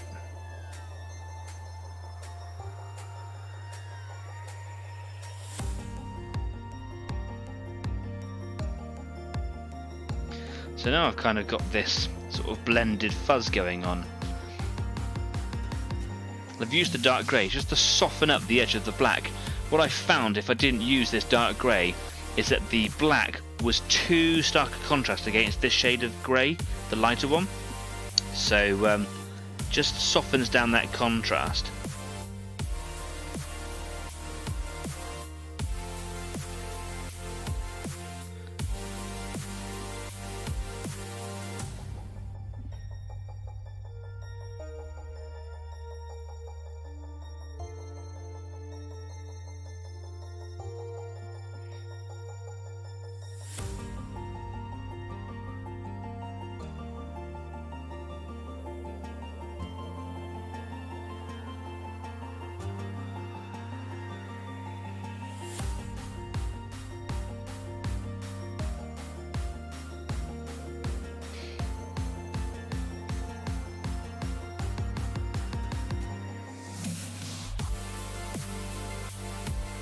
You see the difference here from this side. Wait for the focus to come in. There you go. So the dark grey now softening up the edge of the black against the lighter grey. Flip it over to the other side where the dark grey isn't, and you can see the stark contrast I found was too much. That is much nicer. So what I've done now is I've done thin lines of black going from here in this direction, so they're kind of getting thicker into the base of the black over here, and then I've gone with dark grey starting from this side going that way, enhancing the kind of lines in between where they blend together. That might leave a bit of a thick grey mess over here. That's fine, because in a bit I will use this light grey to kind of go back in, neaten up those edges going in the original direction, and then I'll use like a really light grey just to highlight that and enhance some of the cracks and things. It feels like a lot of work. It probably is quite a bit of work. It's one of those things that I need to really sort of perfect, and I think what I was just discovering there was the directions of the lines is probably going to help quite a bit. I'm not having to worry about, like I was showing a minute ago, making a thin line that's thin on both ends. If the line starts off thin and then kind of thickens out because of the direction of the paint, the way that the paint behaves when it gets dragged, actually if I was to get it so that it goes into the area where I'm going to be starting the next colour, it shouldn't be a problem. I find this part of the painting process really quite exciting because I'm kind of learning how the technique's going to really sort of pay off.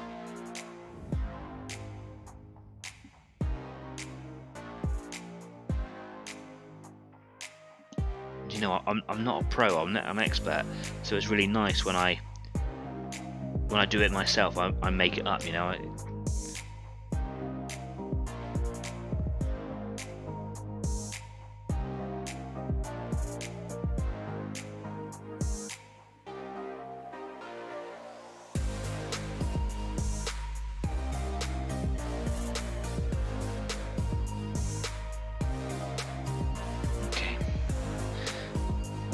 side here.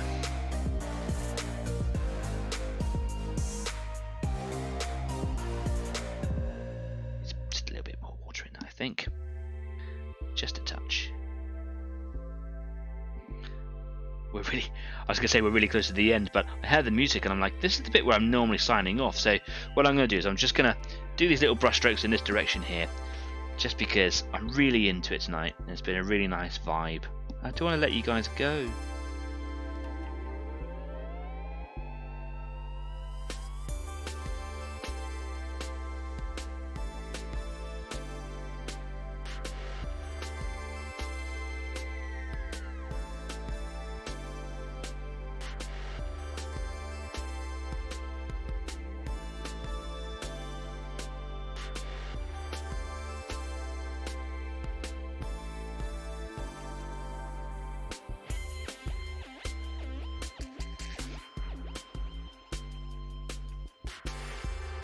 It's actually really difficult to see where the dark grey starts in the black, and if I'm not getting the consistency of the paint right, it's quite tough. So it might be, in the face of efficiency, good to start with the dark grey first, so that I can, you know, blend the black into it.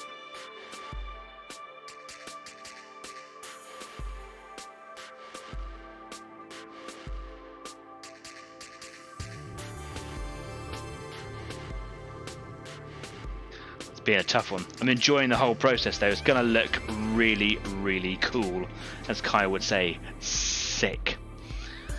Do you know what? It's time to finish, isn't it? Gotta stay true to the time schedule. We're here from 7 till 9. Right, let's clean this brush up. Here we go. Let's move away from the workbench, shall we?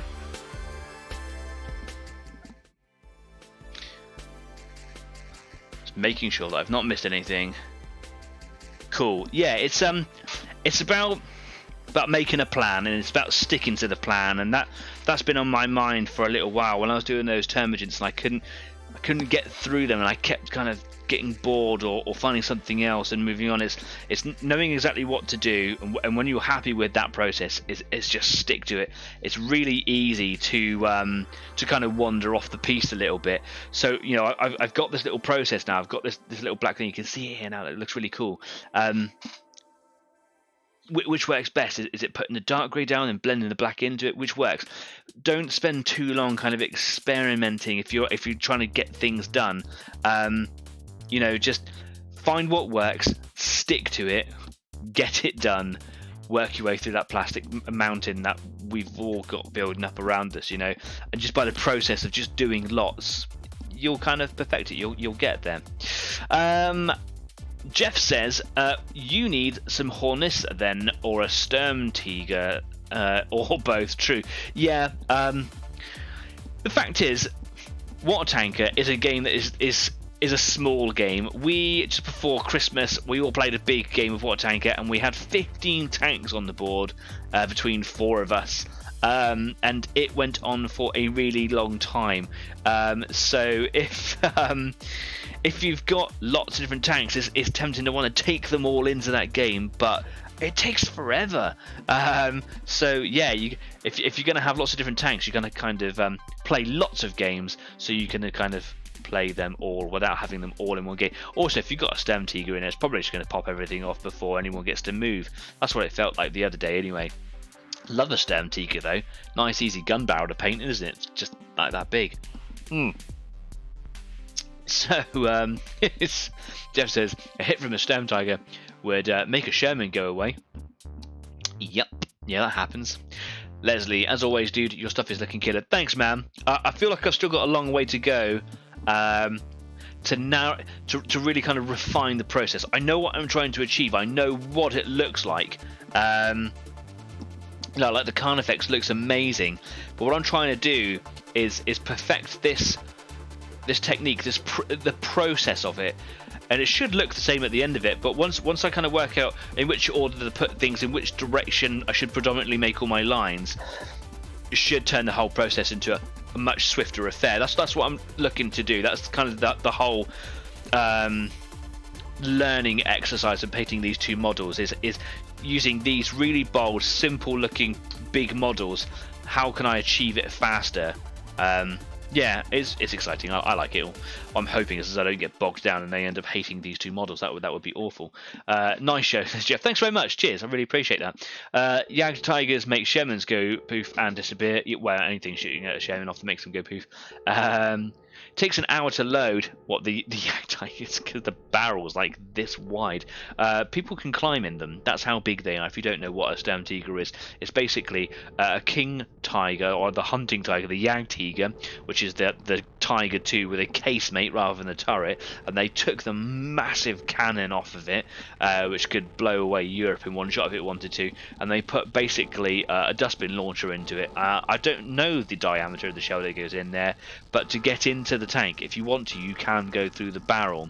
It creates so much smoke when the shell is launched, when it's fired, that you can suffocate inside the casemate, inside the tank, because the amount of smoke and propellant that goes back inside. So if you see pictures of a stone tiger, go and Google it. It's fantastic. You got the circumference that is there, the exit of the barrel, the actual muzzle, if you want to call it that, big enough to put a beach ball in. There are lots of other little holes that go around the outside. Those are very deliberate. Those are exhaust pipes, so when the shell kind of goes out, the propellant comes in, it swells around inside and then is able to come out of the hole, so that your crew don't suffocate and die because they did what the tank was designed to do and shoot shells. Mental, absolutely incredible. I think there were only 18 of them made. Am I talking rubbish? There's some people in the live chat might be able to correct me on that one. And most of them were destroyed when they were found by the Allies at the end of the war and the surrender of the German force. I think that they were mostly destroyed. The tank itself I don't think exists anymore, but there are a couple of the guns, and when we as the Easy 8 community went down to Bovington Tank Museum in Dorset, they have one there beside the Yag Tiger. That's there with the original cannon on it, and beside it is the huge Sturm Tiger cannon. It's enormous, and beside that is a photo from when they captured it, and you can see an Allied soldier smiling whilst he's up to his shoulders climbing inside the cannon with all his mates around him. Fascinating thing, must have been terrifying to witness. 380 millimeters, that is 305 millimeters too much. Looking forward to catching that YouTube show of yours when you stream. Yep, cheers. Thanks very much for talking to me about the YouTube channel that I'm sure you'll bump into at some point. It's been really good to see you again. Thanks very much for coming along. I hope that you join us again in future. We're coming to the end of the show. I've had a great time. I've had a really good time painting these models. I've had a wonderful time chatting to you guys today. Don't forget that if you like what you do here, please spread the word of Easy 8. Tell some people at work. If you know some people who might have family or friends who paint models and kind of want some company, let's get the community growing. Don't forget, if you want to come and join me after the show today, the Easy 8 after party, you can come and join me on Discord. The link to that is just down there, not in my drink, just down there in the comment section, just above it, in the description. That's right. And I'm going to try and put some more stuff up on Instagram moving forwards into the new year. So don't forget to I've lost my mouse. I can't do anything. I've lost my mouse. Here it goes. Don't forget to share and subscribe. It really makes me feel good about myself. My ego grows, as does the community. It's been an absolute pleasure to start 2023 with you guys. Thank you very much for coming along. I'll see you guys next week. My name's been Danny. You guys have been fantastic. Stay safe, be kind, keep on painting. I'll see you next week. Take care now. Bye-bye.